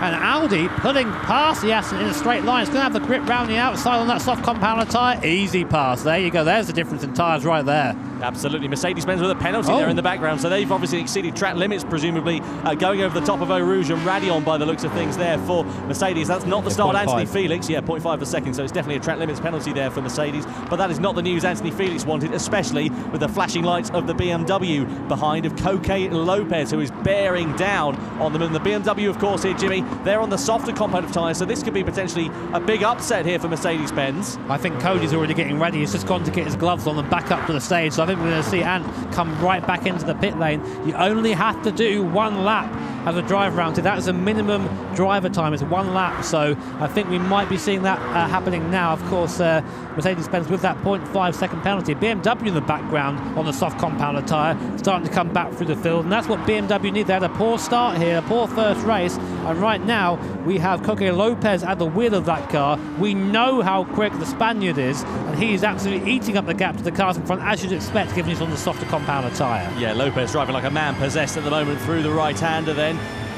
Through Stabilo, up in towards the back straight as we head in towards the left-hander of Blanchimont, and look at how much overspeed that BMW's got. Porsche into the pit lane then as well, so they make their stop onto the hard compound of tyres. So following Mercedes-Benz strategy here, and also Aston Martin as well. So everyone following different strategies, but pitting at different times in this race. Hard on the brakes we go, BMW on the outside, but surely Aston Martin and Mercedes. Oh! Big drama there, Mercedes nearly collecting into the back of Aston Martin, through into the bus stop chicane. Mercedes coming to the pit lane here as well. There's a traffic jam there. Mercedes took to the right-hand side of the course, and BMW or Aston went to the outside to avoid them. But the Aston's so much slower on that hard compounder tyre that Coque Lopez arrived a bit too quickly and to take avoiding action. So well driven there by Coque to avoid an accident, just caught a little bit unaware. And there you go, Mercedes then going on to a fresh set of Michelin medium tyres, and it'll be all down now to Cody Lukovsky. They have still got that half-second penalty to serve here, Jimmy, as well, and they will, of course, serve that. Halfway down the Camel Straight here as well. Here are Porsche, meanwhile, still in the lead of this race on the hard compound of tyres, though. Audi in second position. They're on the soft compound, so they're going to be significantly faster in this middle stage of this race. 7 laps now left remaining, and driver changes ready to come up here by the looks of things. Looks like Porsche could be ready for a driver change as they come off the hard compound of tyre here, Jimmy. And also, by the looks of things, I can see another team getting ready in the sled next door as well. So it could be interesting to see how this all plays out. So now we're starting to see these strategies come full circle. This is kind of what happens in these longer races. They spread out at first, and of course, as the tyre strategies reveal themselves, they come back together. Usually have quite an exciting finish, which is what we usually do if you saw the last race. So here's Aston Martin, there's BMW. Aston Martin's on the hard compounder tyre, and you saw, and well, here's a replay of what happened. So we're on board now with Coque Lopez and the BMW. It looks to the outside and is about to pit. Look how late in the break. He did clip him as well. He did hit him there, didn't he? Just. Yeah, there was, and I think the stewards to say no further action is fine, because whilst there was contact, Coque went off, he lost time, and the Aston was not affected. That was a hell of a thwack up the backside there for the Aston Martin, wasn't it? And now the Aston Martin, speaking of backsides, it's got a BMW all over the back of it now. Quite. Bit of a faux pas there, wasn't that? Through the right-hander we go then, and you can see BMW significantly faster, as one would expect on those soft combat of tyres. We will have to refuel 6 laps. Basically, we will lose 18 seconds. Okay, so we can go to sleep, and then when we wake up, we will be already on 60 liters. Well, we're seeing there an advanced strategy from Coco Lopez. Taking a nap in the pit lane. Yeah. Oh, fair enough. Still just getting the fuel right.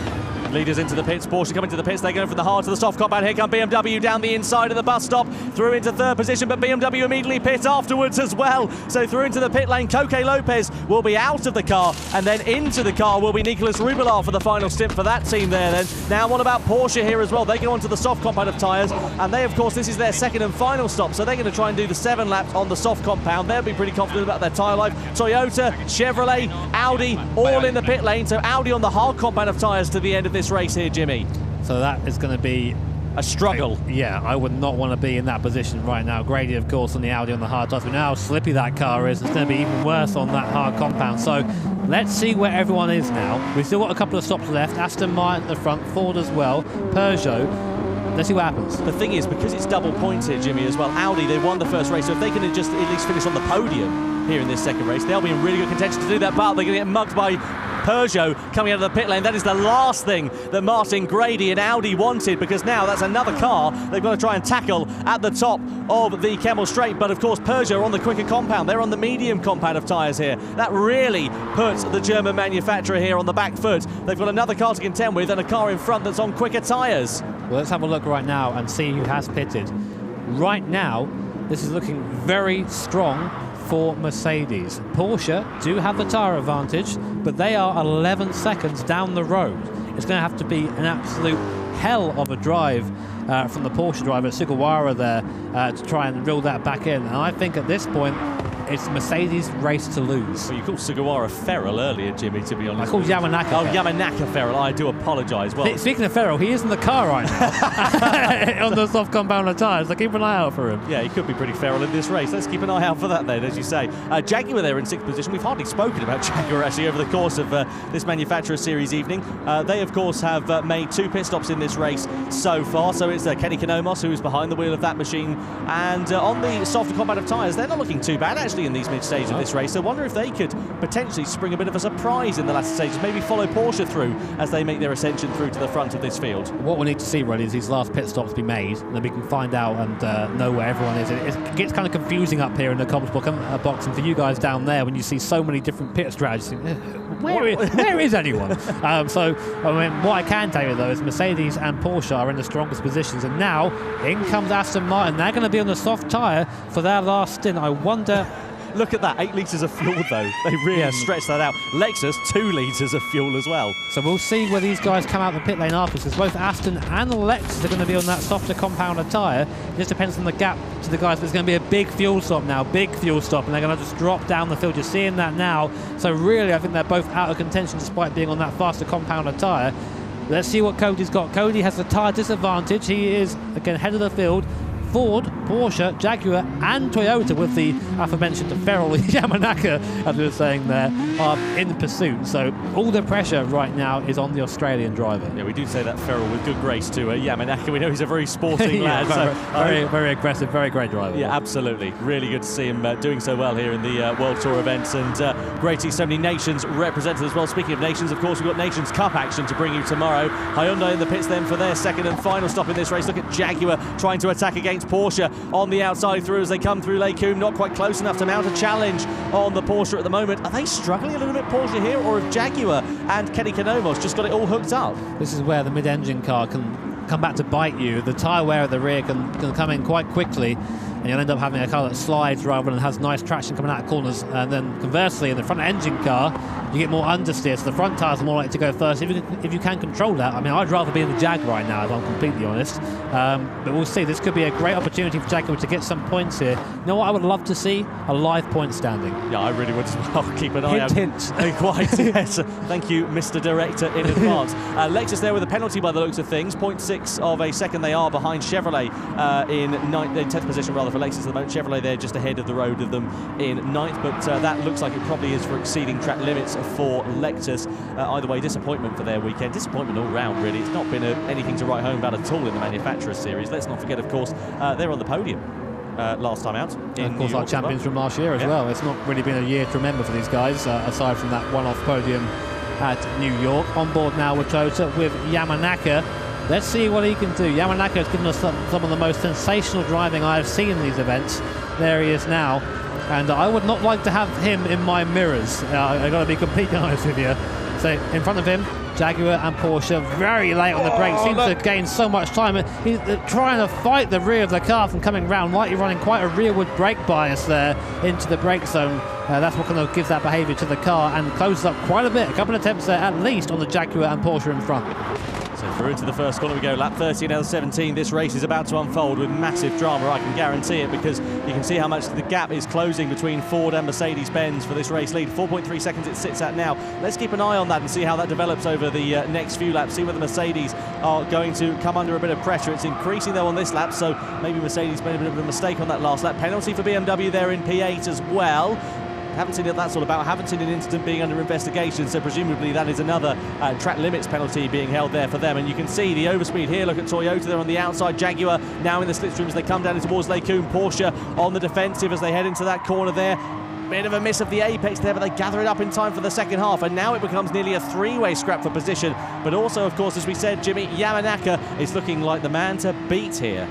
Well, we'll see. I mean, again, when you fight someone, you lose time. So I think Yamanaka's kind of just maybe biding his time a little bit, but we know he can be impatient isn't the word, opportunistic is the word. Coming down to P1 now, on board with Toyota. Let's see what he has. Not really an overtaking spot down the P1. I wouldn't recommend it. Flash the lights, so there you go. That's a cheeky tactic. That's just to say, hey, look in the mirrors, don't look at the apex. And I think it's worked there. Jaguar going a little bit wide there. Kenny Economos at the wheel of the Jag, and Yamanaka almost pushing him through the corner. Not quite got the grunt though to get alongside the Jaguar coming into the pit path. But again, Jag going very deep into the corner there. And now Toyota is on the outside. Not quite able to make the most of it though. That was smart from Yamanaka. He forced the Jaguar there into a little bit of a mistake and trying to go around the outside through the right hand. He's going to slingshot it absolutely beautifully on corner exit here for Yamanaka, riding on board with Toyota. Kenny Economos behind the wheel of the Jaguar, really struggling now in these mid stages. Whilst these two are scrapping, it's just allowing a bit of breathing space for Porsche in third position, crucially here as well. Through in towards Blanchimont we go. Is Yamanaka going to set up something absolutely perfectly? They're side by side through Blanchimont, but Yamanaka sensibly backs out of it because that's a one-way ticket to the barrier. Through into the bus stop chicane. Is he going to launch it on the brakes? He's very, very late, but he's not close enough to mount a charge into there. Just leaves it to hold it off for another time. I'm surprised, honestly. I thought he was eyeing that up. He had a good overspeed coming out of Blanchimont. There's not quite enough to Jaguar. The thing is, really quick in a straight line. Bit of team radio there. Yeah, we missed that. We didn't quite get that. Sorry about that. Yeah, but a bit of team radio going on there for one of the teams. Let's keep an eye out and see what they have to say over the course of this one as well. There is Toyota riding on board with Yamanaka. Kenny Economos behind the wheel, of course, behind the wheel of the Porsche at the moment is Tatsuya Sugawara. So in the middle of a Japanese sandwich is Kenny Economos, and a hugely poor run there for Jaguar, and a great run conversely for Toyota up through Radion, over onto the Kemmel Straight we go. Team radio we can hear. Chattering away in the background there, but you can see Toyota pulling alongside. This might be it. Not sure who that was there on the team radio, but important to note that Toyota has gone by up into fourth position. So yeah, absolutely brilliant stuff there, you can see. So down in towards the right-hander, hugely impressive from Toyota to get ahead now. And now Yamanaka's next target is going to be Tatsuya Sugawara into third position then. So it's now mid-engine rear-wheel drive car versus front-engine rear-wheel drive car for Toyota, squabbling for positions in the closing stages of this one. Meanwhile, Jimmy, Mercedes-Benz look like they've got this one signed, sealed, delivered as it stands. Yeah, I've been watching the gap as that battle was unfolding, Tom, and it's just been hovering. It is coming down slowly, but it's only a couple of attempts a lap at this point. It's going to be something very, very special for Ford to bring that back in. So at the Ford right now, I'm just trying to follow it along. We have Martin Grasso in the car, and very bad at following lines it seems. And Grasso has been driving very well in that Ford GT. It's been a great effort by the team to be that high up. It's been a good run for Ford. Ford aren't really a team that we see in the top lot. It's been pretty good for them so far. You're right, Jimmy. It's hugely impressive, isn't it? And they've just been quiet about it. We've hardly mentioned them really over the course of this race, and they've slowly just snuck themselves up there. That gap is coming down a little bit now, so maybe those medium tyres getting a bit past their best for Cody Dukowski, but there's not a particularly long amount of time left in this race. Now, here is a squabble further down the order. We didn't see this at the time. Here is Chevrolet in the middle of a sandwich with Peugeot and Lexus at toe and tail. There is Chevrolet down the inside, through Rivage then. Nice lunge from Chevrolet. That's not bad at all there. Behind the wheel of that car is Mendoza. Well, there we are. Peugeot losing out. This has not been a race to write home about at all for Peugeot. It all went wrong for them at the top of Radion. It's not got any better since. So that wasn't Castro. That was Okamoto there in the Peugeot. They haven't actually pitted in for their second stop yet. So, yeah, they got a little bit mugged there, I think it's fair to say. But right, here we go. Yamanaka has closed up to the back of Porsche. So that's Sugawara versus Yamanaka. Countryman versus countryman. Let's see how they do. He's in the tow. And we've seen the Toyota with the tow is able to get alongside. But will the Porsche pull back now? The Toyota's outside the tow, very slowly creeping alongside, side by side, going up the Kemmel Straight, and through he goes, nice and easy. It looks like the Porsche lifted off actually. Not bad at all there from the Toyota versus the Porsche. Down in towards Lake Coombe they go for the 15th out of 17th time, and now it is Sugawara ahead of the Porsche of Yamanaka, hugely in stuff, rather the other way around, I should say the Toyota of Yamanaka ahead of Sugawara in the Porsche. So brilliantly impressive stuff from both Japanese drivers to be doing so well. Your live point standings on the right hand side of your screen as you can see it. As it stands at the moment, it would be Mercedes-Benz finishing on top, Ford finishing in second, Porsche finishing in third, but Toyota with a real chance to overtake, but they've got a 4.2 second deficit to get ahead of Ford here, so I don't know if they're going to be able to overcome that gap. Porsche aren't going to be able to overcome any gap by going off that through Pouhon. I tell you what though, what a result that would be for Ford. We were just saying they've not really finished well at all at any of these events. To come here and finish second will be a fantastic boost for their confidence. But we still have 2 laps to go. Not over until it's over, as they say. Here is the Porsche now being hounded by the Jaguar after the mistake through Pouhon. Just seeing there, the bottom left-hand corner of our screen, all our drivers. You can just about see us there over on the on the side of the booth. There's Martin Grady at the helm of the Audi. What a shame for them. Well, they tried the free stop. Yeah, they did. Yeah, they have tried the three stop and it has not worked at all in any way, shape or form there for Audi. Here are Jaguar and Porsche going side by side for position through Blanchimont. They're still running side by side. They just back out of it there to Jaguar. Are they going to try and line something into the bus stop? They've lost a bit of time through that left-hander. They're now not close enough there. So I do wonder if it might have just been a little bit more worth Kanomos there, just holding off a little bit. Oh, Ford haven't pitted yet, of course. No, they haven't. Of course, yeah. We missed that. Ford have not pitted. So into they come now for the hard compounder tyre, the Michelin tyre going on there. And Ford, who we thought were on for a good result, are actually not, as it seems. They also, I think they're quite good on fuel. So where will they come out? That is the question. Way down the order, and that of course promotes Porsche up into third and Jaguar up into fourth, and with that result it will be Mercedes, Porsche and then Toyota will get the last step on the podium. Well, I'll tell you what, very big apologies for missing that. We've had all sorts of technical dramas up here in the commentary box, which has just thrown us a little bit off kilter. So there you go, Ford making their second and final stop, and sadly for them, they're on the hard compound of tyres. The only upside to it is they haven't got very long left to run on them, and Aston Martin are 1.5 seconds back, so let's see whether they're going to be able to find their way past. Although, penalty there for Ford. Yeah, so that's exceeding track limits, presumably, there for the American brand. What we've seen so many times is people coming out on the hard compounder tyre, nowhere near as much grip. Come up over Rouge for the first time on a cold tyre, turn in, nope, yeah, over the top of Car says no, thank you very much. 0.5 second penalty, you've seen that a lot there. And there again, if you missed it, are the live point rankings right now. And it'll be Jaguar and Ford tied on points, but Jaguar being higher up in this last race would take the fourth position. Meanwhile, Mercedes-Benz, the gap now that the Ford has come in, is 8 seconds. Mercedes-Benz are only a lap and a half away from being the first ever back-to-back manufacturer victors here. So definitely a lot of pressure on Cody's shoulders, but Cody, we've seen him, he's made mistakes. He's a driver that has its ups and downs. People say for every good move he makes, it's a bad move.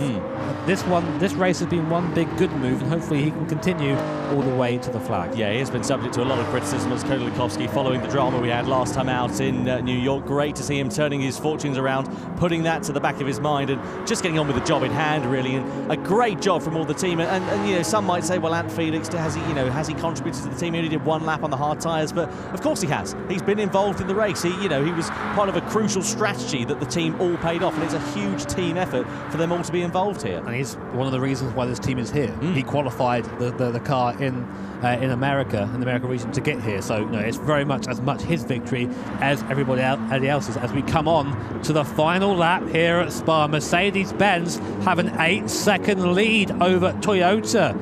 Now, there's been a great drive by Yamanaka in that Toyota.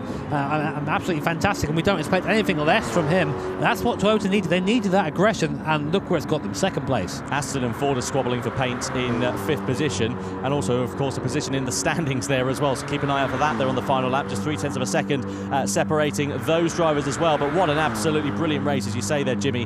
It has been for this team here, Mercedes-Benz. What might have been for Audi as well. They excelled in that first race when we really thought they might have faltered. They've done brilliantly, but just the strategy, it was too risky and it hasn't paid off. Nobody else followed suit, and sadly it's come back to bite them in the bottom. Well, I mean, one win, they'll be happy with that, but of course they will have wondered what could have gone on instead. Change of position there. Looks like Aston Martin has got Ford there on the higher compound tyre. Aston Martin up to 5th position, but that's not what we're watching right now. We have watched, I think it's fair to say, a masterclass from Mercedes-Benz in this race. We knew they would be strong here. Not this strong though, 8 seconds. Absolutely brilliant stuff. Credit to Tom Lartiu, to Anthony Felix, and also to the man who is behind the wheel at the moment, Cody Lukowski. What an absolutely brilliant performance. It's still not over yet, still a few more corners to go, and we know anything can happen in motor racing, and it usually does there as well. As you say, Jimmy, you can see Aston Martin, that was a cork in the bottle for them. They got ahead of Ford, and now there's a 1.6 second gap back to them in P6 as well. Here at Toyota, I think it's really hard to overstate just how impressive they have been. That huge ascension through the field in the latter stages. Cy Bishop, of course, on the hard tyres early. Manuel Rodriguez on the mediums, now the softs with Tomoyuki Yamanaka, and, well, great performance all round. Absolutely amazing. And if anyone deserves to win the podium, it is Toyota. Porsche there in third, another strong result for them. But coming through Blanchimont for the last time is Mercedes-Benz, Tom. Hugely impressive stuff. You can see our German commentators, they will be jumping for joy. Mikkel Volk on the left-hand side, Kevin Friesacker on the right-hand side, down in towards the bus stop chicane for the final time. Stand up on your feet and applaud Mercedes-Benz here at Salzburg. They become the first ever back-to-back winners of the Manufacturer Series in the FIA Gran Turismo Championships. Toyota finish in 2nd position, and in 3rd place, of course, on the podium is Porsche as they come over the line. Jaguar will finish in 4th place. Great pace from them at the end. Aston Martin P5. You can see Toyota there embracing one another, the 3 teammates. Very impressed and happy with their results, and we can see from our commentary position a very, very happy Mercedes-Benz team. I tell you what, I bet you after race 1, Toyota didn't think they'd be up here in 2nd place at this point, but what a result for Mercedes, just showing why they deserve to be here. 2 wins in a row. We've never seen that before at these GT events here, and I think if there's a team that deserves it, it's Mercedes-Benz. Hugely impressive from all the team. Peugeot, well, who knows what might have been for them if their race hadn't gone south. Ado Rouge and Radion, and they'd ended up in the barrier. Well, they could have been in with a good shout, but sadly it's 10th position at the checkered flag, as you can see. Then comes Peugeot in P11. Hyundai will finish off the 12 manufacturers here at the Manufacturer Series. Handshakes all round there. Cody Lukowski involved as well as he shakes hands with Cy Bishop, and of course the other Toyota driver of Manuel Rodriguez as we were looking at them here. There's Martin Grady, I think probably looking a little bit dejected after that one. A little bit. What might have been for Audi. Difficult day at the office for them. Elation to disappointment. Elation on the other side of the coin, though, for Mercedes-Benz. I think it's so hard, as we said, to just overstate what their strategy was. You know, they played it perfectly. They kept their nose clean. They led the way. Exactly. You can't ask for any more than that. Not really, and it was a very strong team as well. And Felix, of course, previous champion. We had Delatterio in there as well. Absolutely fantastic driver. Completely first-time event for him. Came in, drove incredibly well, and of course, seems the ever-growing safe hands of Cody Lukowski. Yeah, well, you saw what it meant to them. Well, we always know that Cody, his motto, driving with the best, and he certainly was driving with the best today in the form of Ant Felix and Tom Lartiu alongside him then. So let's have a look at some replays then, shall we, for the race. This was for the lead, down in towards Leikun for the first time. Mercedes-Benz got out in front. There's a bit of contact between them as they got very close for track position. Mercedes eventually getting ahead, and also Porsche following Audi through in the opening stages, and that's where Mercedes would stay until the end of the race. You can see a driver change there, Ant Felix onto the hard compound in the mid stages. Very short stint there for him, only 1 lap out on there. They were very lucky to avoid too much contact as BMW just clipped the back of Aston Martin going into the bus stop there. Drivers, this is where Toyota made their way up into third position, just pulling past Porsche. I think it was a bit of a compliance there from Porsche. Like, yeah, okay, we're not going to make that. And there it was. This was the moment that Mercedes became the first ever manufacturer to win back-to-back the FIA GT World Tour events. What an absolutely fantastic achievement for those guys. Great job. And you see what it means to all of them. It's great to see such camaraderie, really, isn't it? Yeah, it really, really is. They've been hugely impressive throughout the entirety of this one. Let's head down to Julia then, who is with our winning team. The first ever back-to-back winners in the Manufacturer Series. It's Mercedes-Benz. Yes. I mean, this is pretty cool, right? I mean, this is a pointless question to ask, but how do you feel? Come on, like the second time now. Well, it's the second time I'm speechless. No, I mean, you can't be speechless in interviews. I've told you about this before. Come on. We all did our part. Nothing more I can say.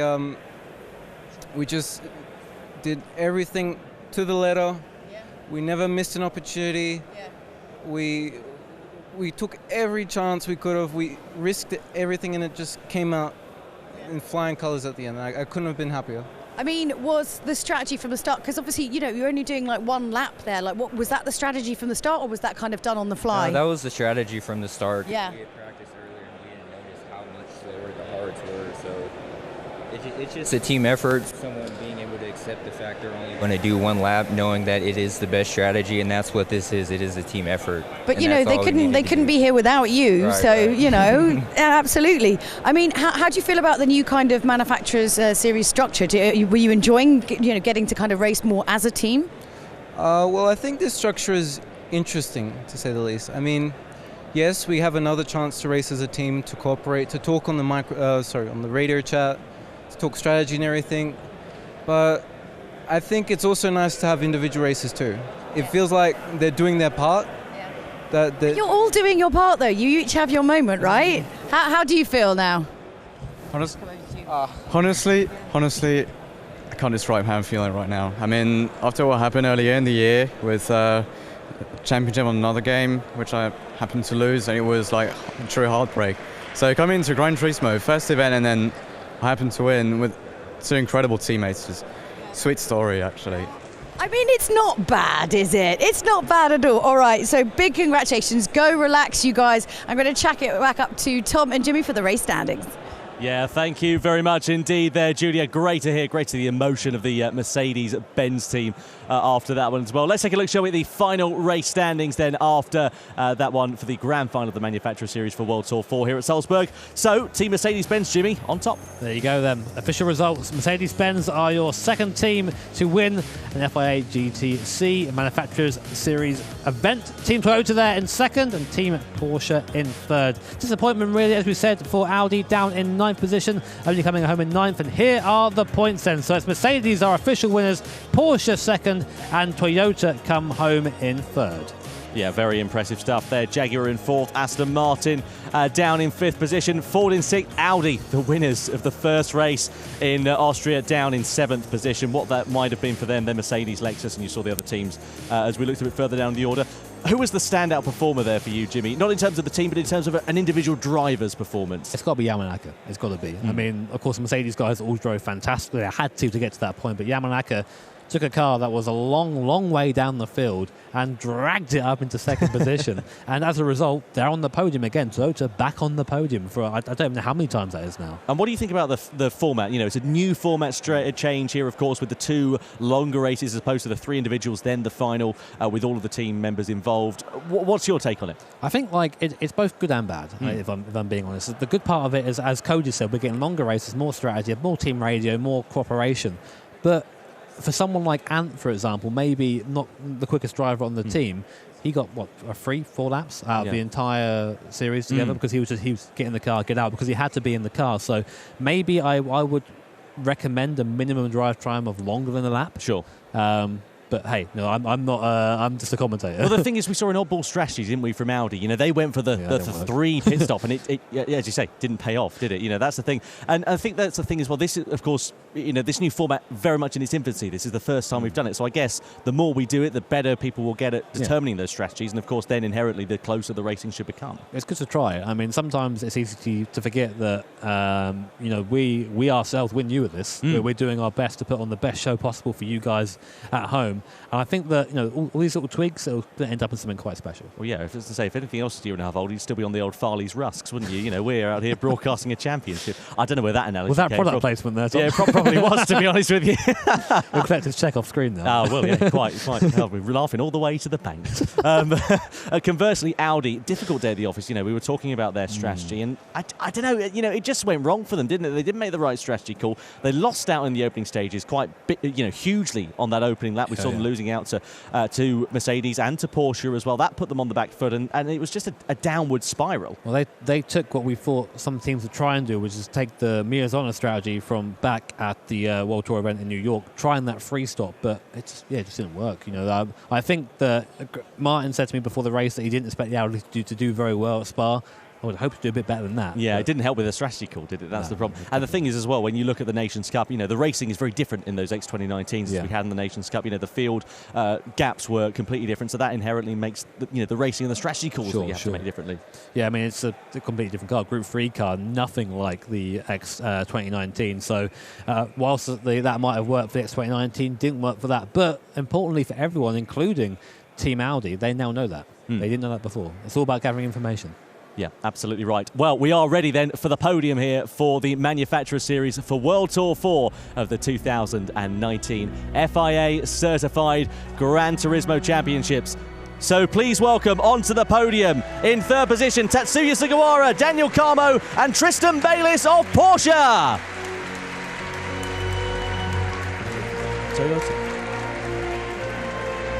Apologies, Team Toyota in third position there. So Cy Bishop on the podium in third place. In second place on the podium, third position alongside him, Yamanaka, and then Manuel Rodriguez joining him in third position on the podium.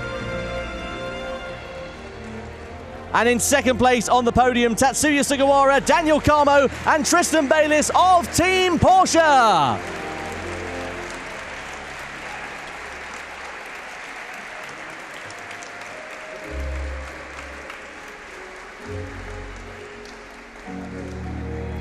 And please welcome into first place on the podium, Tom Lartiu, Anthony Felix and Cody Nikola Lakowski of Team Mercedes-Benz.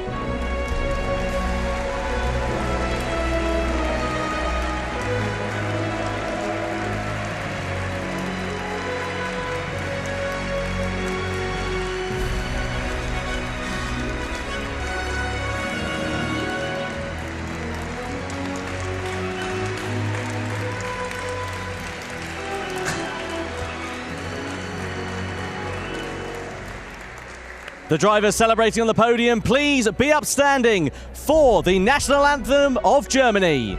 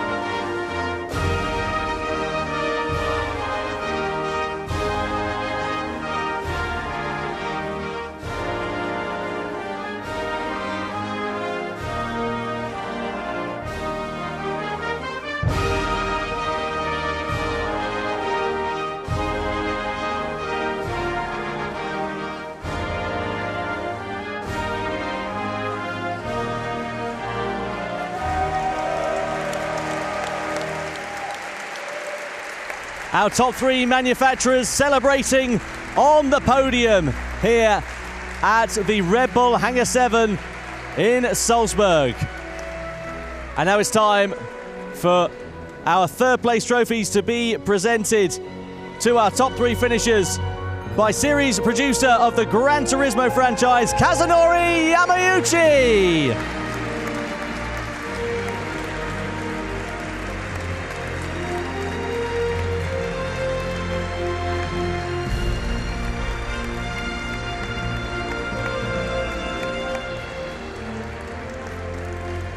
Team Toyota finishing in third position in the Manufacturer Series here for World Tour 4 of the 2019 FIA Gran Turismo Championships. Porsche finishing in second position. And a back-to-back victory in the Manufacturer Series for Team Mercedes-Benz.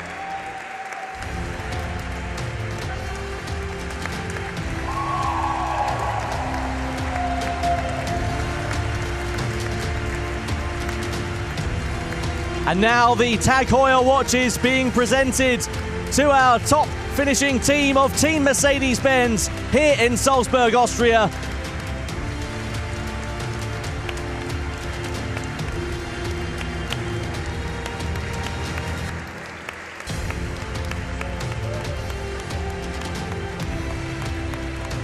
What an absolutely fantastic performance from all manufacturers involved here. A hugely impressive team effort. Anthony Felix there grinning as wide as the airport runway here at Salzburg.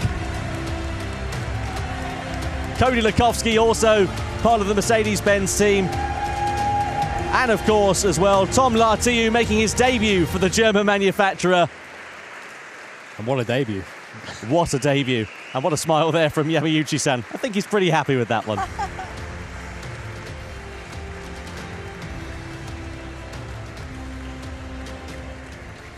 Wow. That was amazing. I am so pleased for Team Mercedes. They basically just said that they had their plan and they stuck to it.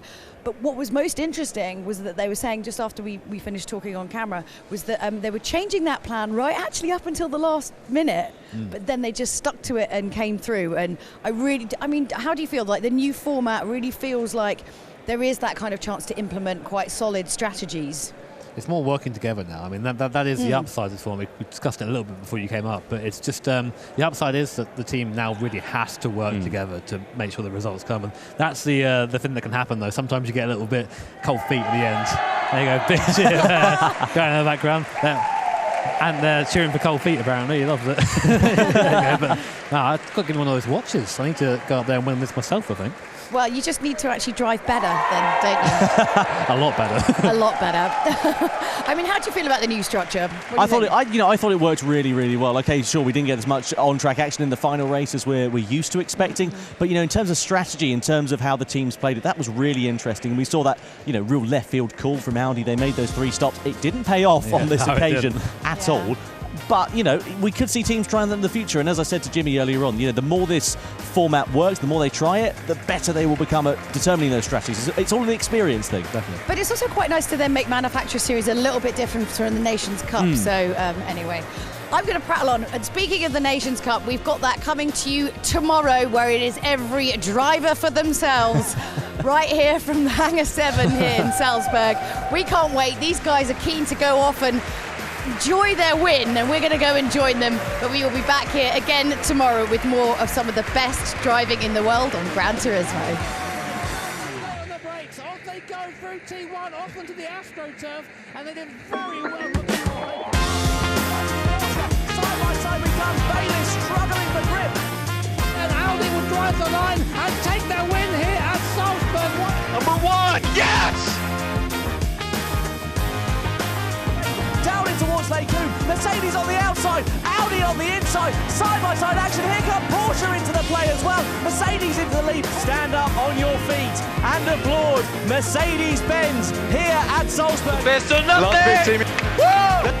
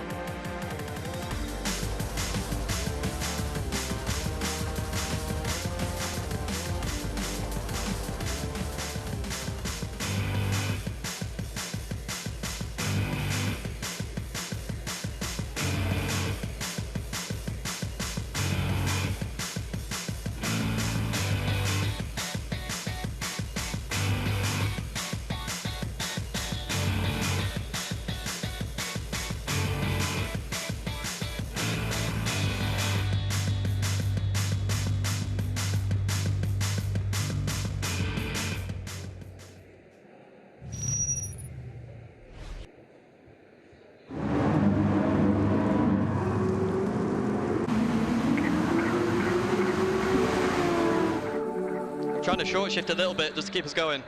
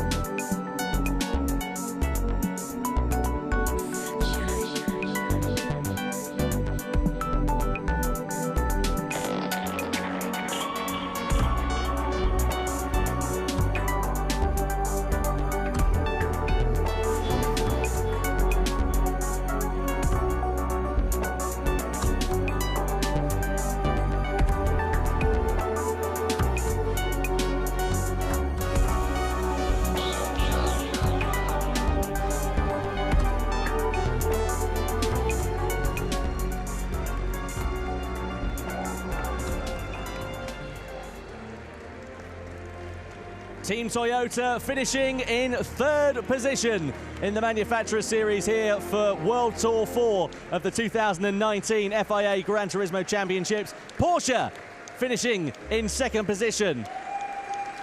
And a back-to-back victory in the Manufacturer Series for Team Mercedes-Benz.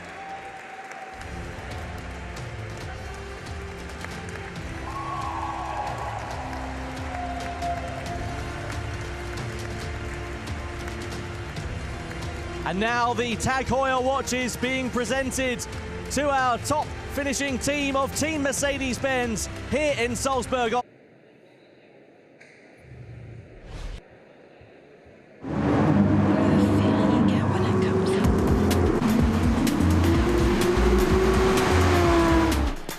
Trying to short shift a little bit just to keep us going.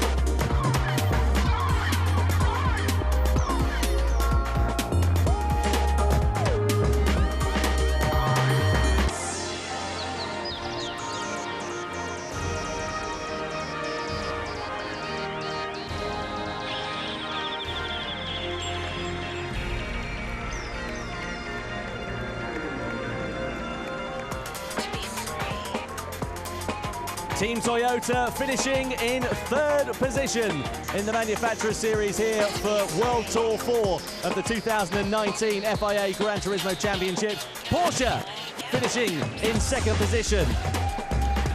And a back-to-back victory in the Manufacturers Series for Team Mercedes-Benz.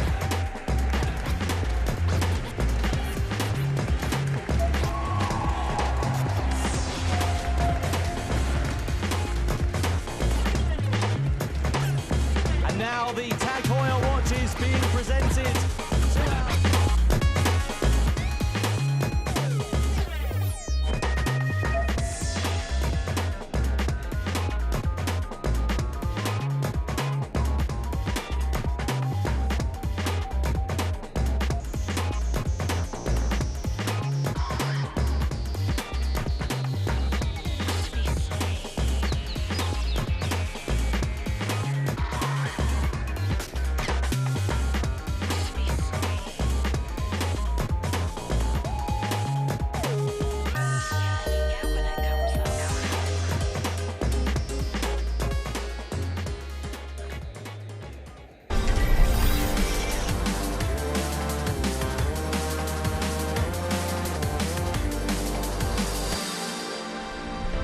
Hello and welcome to the Extra Lap, the show that we created because there is just so much action that happens in the Gran Turismo Championships. We felt like we just needed a bit of a recap at the end to just figure out exactly what just happened.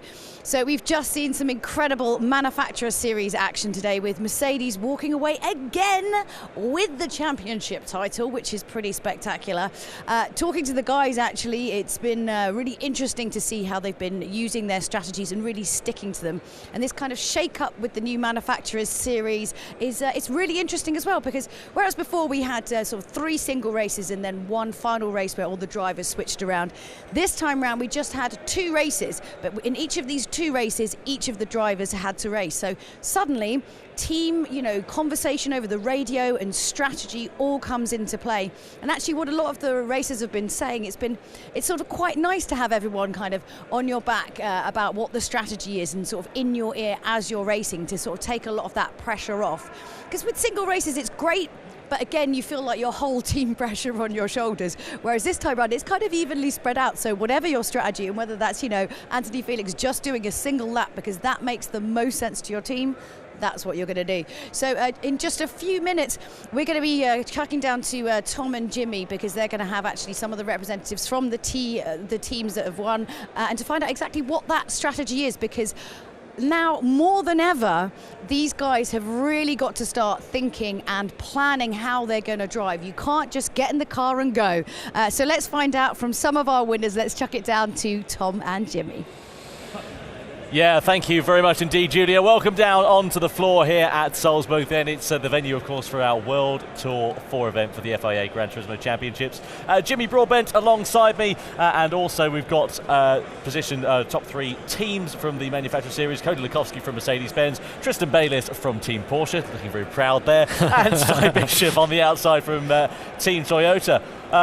Boys, what a brilliant day of racing it's been. Cody, let's start with yourself first. How are you feeling after that one? You were pretty speechless earlier on. Again, for the second time in a row, I'm speechless. I mean, again, we've done everything right. We took every opportunity we had. The rain was never going to be very strong for us. I mean, we are the best FR car there, but we took every opportunity we possibly could. We went for overtakes that might have been a little bit risky, and in the end it paid out. So we knew that we were never going to be so strong, but Spa is our track. we like all of the drivers that we have from Mercedes, they love it.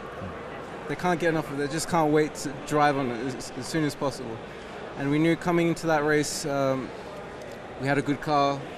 We had the strategy, we had to actually figure it out on the fly, but yeah, it was all these little pieces of a puzzle that we put together, and it just made this one big picture, and it's resulted in another first place. I couldn't be happier. I mean, did you guys feel a pressure coming in? I mean, you, just off the bat of a win in New York, you come in here looking really strong. I mean, I know I'd probably crumble under that. I mean, did you feel that when you were driving, or? I mean, we definitely felt that in qualifying, for sure. I mean, Tom, he did an amazing job in the general qualifier, putting us in first place. In the top 6 qualifier, we were starting to feel like we knew those MR cars. They're just so menacing in the corners. We couldn't really do much about it. And yeah, we started 4th. We went to 5th in the race. We were thinking, oh, our chances are not so high here. You see the people in front starting to fight, and we just knew, yep, that's our shot. We're going to go for it. We're not going to let the pressure get to us. We've won. That doesn't change anything. We consider all manufacturers equally. We consider them all an equal threat, partner or partner not, or just any other manufacturer in the game. And we're always going to try our best. And that's the motto of Mercedes-Benz. It's the best or nothing. We're just never going to give up. Well, you certainly tried the best, and you got the best result today there, Cody. Congratulations. Tristan Bayliss. Tristan, a new face to the World Tour. Great to have you here. Look out. He's loving it. Your grin's as wide as the runway at Salzburg, mate. I mean, that is... How are you feeling? 2nd place. Not bad, eh? I'm feeling good. You think? I want to take this opportunity first to thank my teammates, Tatsuya and Daniel, who did an outstanding job, and this certainly wouldn't have been possible without their efforts. We knew we had a good package going in, especially on the wet tracks. Spa was kind of an unknown. I don't think any of us had really been too familiar with it going in, but we communicated with great aplomb during the pre-race and the practice, figured out strategies beforehand, figured out all sorts of stuff, and it resulted in us coalescing into a very effective team. How have you found this experience? You've come all the way over the ocean here to Europe, and being here in, of course, Hangar-7, all the lights on you, the crowd, got us shouting over the top of you as well. Yep. Quite distracting, I imagine. Do you find you have to try and tune that out when you're racing around? Yeah, you know, I was at the regional finals in Las Vegas, and that was held in a nightclub with all sorts of dazzling lights, and I have to admit that was pretty distracting for a first-timer. And it was a similar, very high production value here, so I certainly had to consider that. But I think that the preparation I mentioned calmed the nerves very effectively, and it ended up being almost a non-issue. What do you think it was that helped your team achieve the result that it was today? Good tire strategy, doing only 1 lap on hards in the 2nd race, and focusing on not outright pace but consistency for the wet race. We knew that a spin was going to cost something like 10 to 15 seconds to recover from. So we went at our own pace, we stayed comfortable, and here we are. Oh, congratulations, Tristan. Thank you. Great result for yourself and the Porsche team. Cy Bishop, you're like a bad penny, mate. We can't seem to get rid of you. You always seem to be up here. I mean that in the nicest way possible. How are you feeling? Another top 3 finish for Toyota. Well, yeah, I don't think if you'd asked me earlier on today that I would have been sat here, to be honest. Even for the rest of our team. We started 11th on the grid. The car was probably the worst in the wet. It was just horrible to drive. But we just knew that if we stayed clean, we'd have a good race. And I thought, well, okay, these guys are going to crash each other off in the first corner, and then nobody did. I was hoping for it. And then I thought, okay, maybe the second corner, and then nobody did, and I was But then we managed to get in 8th place, which I think was overachieving for us. And then moving on to the second race, we just knew we had to get Yamanaka into the car in a position to battle. And you saw that when he gets in the car, he's just a man possessed. So after that, we knew we'd have a reasonable chance for a result, and it paid off for us. We're seeing a lot of people struggle on the hard tyre at the end. A lot of people were coming out the pits, going over the top of Radeon, oops, and then they get that quick penalty.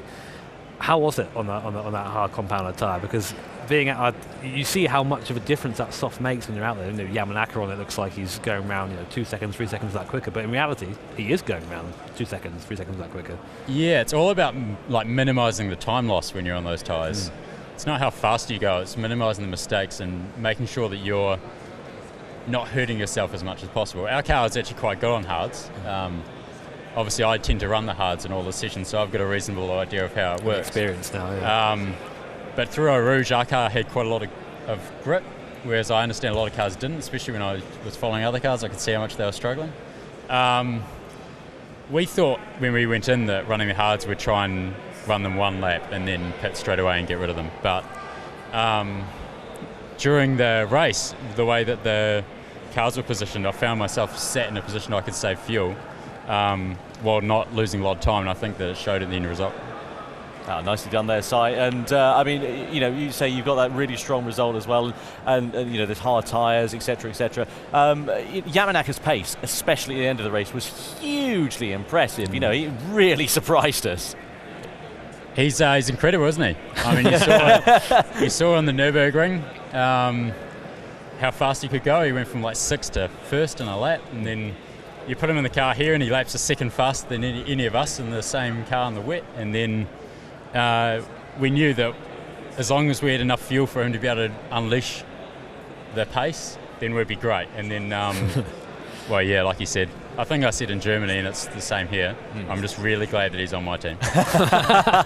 Well, you all did a great job. Si, Tristan and Cody Nicola, thank you so much for joining us. Our top 3 finishers, of course, from Toyota, Porsche and Team Mercedes-Benz as well. Really great to have all their company here. Let's head back up to Julia then, who is with Super GT, and Mike Fernie from Drive Time. Here we go. Wow, yes, we have come to the bar, although unfortunately, why don't we have any drinks is the question that I want to know, although that's not really the question why we're here. So, guys, have you enjoyed the Manufacturer Series? Yeah, it's been absolutely epic. I love how seriously these guys take it. Like, these guys are really going for it. When they're up on the podium. They've got to, they've spent a lot of their lives training for this, absolutely. Once they're up on that podium, they're really pumped. Yeah. How about yourself, Steve? This is not your first rodeo. How did you find today? I thought it was really good. I was rooting for Peugeot. Yeah, and that was so sad at the start there. I was really sad when I saw them go into the wall on the first lap, and the dream was over very quickly. It's just it's when you think about the amount of time that they train, and it all comes down to just like one tiny moment, one little error, and then it can kind of all go wrong. So I mean, obviously, you work for Drive Time, which is obviously the guys from Gran Tour, Clarkson, Hammond, and May. I mean, that's interesting. We could get into that in a minute about something. But you've obviously seen lots of different types of kind of like racing and driving. Some a little bit on the silly side. Let's be honest. So how was it, coming to see these guys and seeing just, I mean, it's everything, and it's so similar to real racing. Yeah, absolutely. We share a lot of motorsports on our platform, and I must say the live streams we've shared of Gran Turismo, there's so much more engagement, so many more people tune in. Sim racing is really taking off, and Gran Turismo are at the head of it. So if it can keep going the way it's going, then genuinely real life motorsports need to watch out. Because I mean, I'm sure a lot of people out there would love to be, Jeremy Clarkson. But, jobs like that don't come along that often. And obviously to get into racing, a little bit expensive. I mean, can you sort of foresee a future, where, people can basically train, in Gran Turismo? Do you think that we're going to see more of this? Obviously it has happened before, but, could this be something that grows and grows, and people who want to become racers, they come to GT and that's how they do it? Yeah, absolutely. One of the things I've been really surprised at is the level of sim there is with GT Sport. People may have thought it was quite an arcade game back in the day, in the older Gran Turismos, but now the level of sim on GT Sport is amazing. The nuances between the different cars that means one's ahead of the other is really fantastic, and that shows with their driving. Like, these guys are the top sim racers, and the sort of margin between sim racing and real racing is getting smaller and smaller. It's so blurry. Yeah. You've got guys here who are testing F3 cars. It's absolutely mental. And Steve, obviously, you play a lot of different games. What is it about GT that you love above kind of like other games? What's better about it? I think it just does everything. It does it simply, but it does it very well. Yeah. You've got the strategy, you've got the tyres, you've got fuel saving, you've got all those elements in the game, and what it does very well is the quality of racing. You see in a lot of the time in all of these events, it's often going down to the wire. Obviously, Mercedes did really well, and they kind of ran away with it. Not so worried today but in that last a lot race. Of the time, I mean, unless it was like an undersea cable kind of a wire, but yeah. But a lot of the time, you get really good quality racing. I think that's just the main thing. I love good racing. I mean, I think, one of the things I love so much is, this is kind of like the second year that I've been involved in GT, and what I've loved is seeing these guys really, really grow in their confidence as well, because so much of it is to do with that. I mean, you must get to talk to some people who do some pretty impressive racing things. I mean, it surely is so much to do with like kind of mind over matter and where your head is at when you get into that car. Yeah, I mean, I competed in the Pro-Am race in New York, and my heart was pumping during that. So these guys up on stage, the adrenaline they must be feeling when they're racing up there, knowing that thousands of people are watching them, their teammates, especially in the Manufacturer Series, are relying on them to get the car around and maybe go for that gap that's maybe not quite there. Yeah. These guys, they must have pretty strong mental games. Yeah, and Steve, so when are we going to see you up there racing, eh? Come on. I would love He's quick enough. Yeah, come on, man. What are you doing? I'd love to compete. I would love to. Well, come on then. Yeah, maybe I'll have to ask Tidney for some help. He's normally a very quick guy, and he has his guide series on YouTube. I have to follow a bit of that, but I'm not quite on their level. They're very good, these guys. They're very, very good. Well, okay, so that's it. You've done it now. You're going to have to come and race with us. I'm going to make sure it happens. It would just be really annoying and keep annoying you until you do it. We're going to chuck it over to Tom and Jimmy now. Thanks so much for joining us, guys. Cheers. Well, Julia, just Jimmy, I'm afraid. Tom not here. He's gone out to do something else. I am joined right now by our Michelin Driver of the Day. Your debut here, Tom. Tom Lardolo from the Mercedes team. Tom, first of all, congratulations. How's it feel to be Driver of the Day? Honestly, it's a bit unreal. Like, I'm just having so many different feelings right now about, the win, being chosen as the Driver of the Day with the award from Michelin. It's a perfect day at the office, I'd say. I mean, we can talk about how it feels and for a very long time, but let's talk about it in terms of basics. I mean, you came here, first event, you've been involved in Gran Turismo, you're quite well known online. How has it been translating, coming from an online environment where it's frankly quite comfy, to driving here under all the lights and with us? Well, you just try to don't pay attention to the lights and the crowd and all sorts of reaction. You just focus on your driving, and that's what I was doing for the entire championship. But sometimes when you hear the crowds just shouting, just like, what's happening? But you immediately just go back to your racing, and I was also helped a lot by Cody and sometimes Anthony with the radio, so you just always focus into what you're doing on track, which is the most important. But from online to offline, there's a difference, that's for sure. But I had some experience before in land events, so I guess that have helped in a way. I think the question that I'm interested in is, did you expect this success first time out? I mean, winner, and you got the driver. You get two hats. Yeah, two hats. That's great. Honestly, obviously, I think I had a lot of expectations because Mercedes had won the events in New York. So I was like, okay, I took in away someone's spots, and I really wanted to prove that this change in the roster wouldn't affect the results of the two other drivers. Sure. So I had this expectation on my shoulders, and also, after the results that I had over the course of the season with many wins, I think everybody waited me to be inside the top, at least on podium places. So I'm just happy to have proven that I can drive pretty well. Well, Tom, thank you so much for joining me up here. It was Tom a pleasure. Lardolo, everyone, Michelin Driver of the Day, and of course Mercedes Manufacturer Champion here at Salzburg.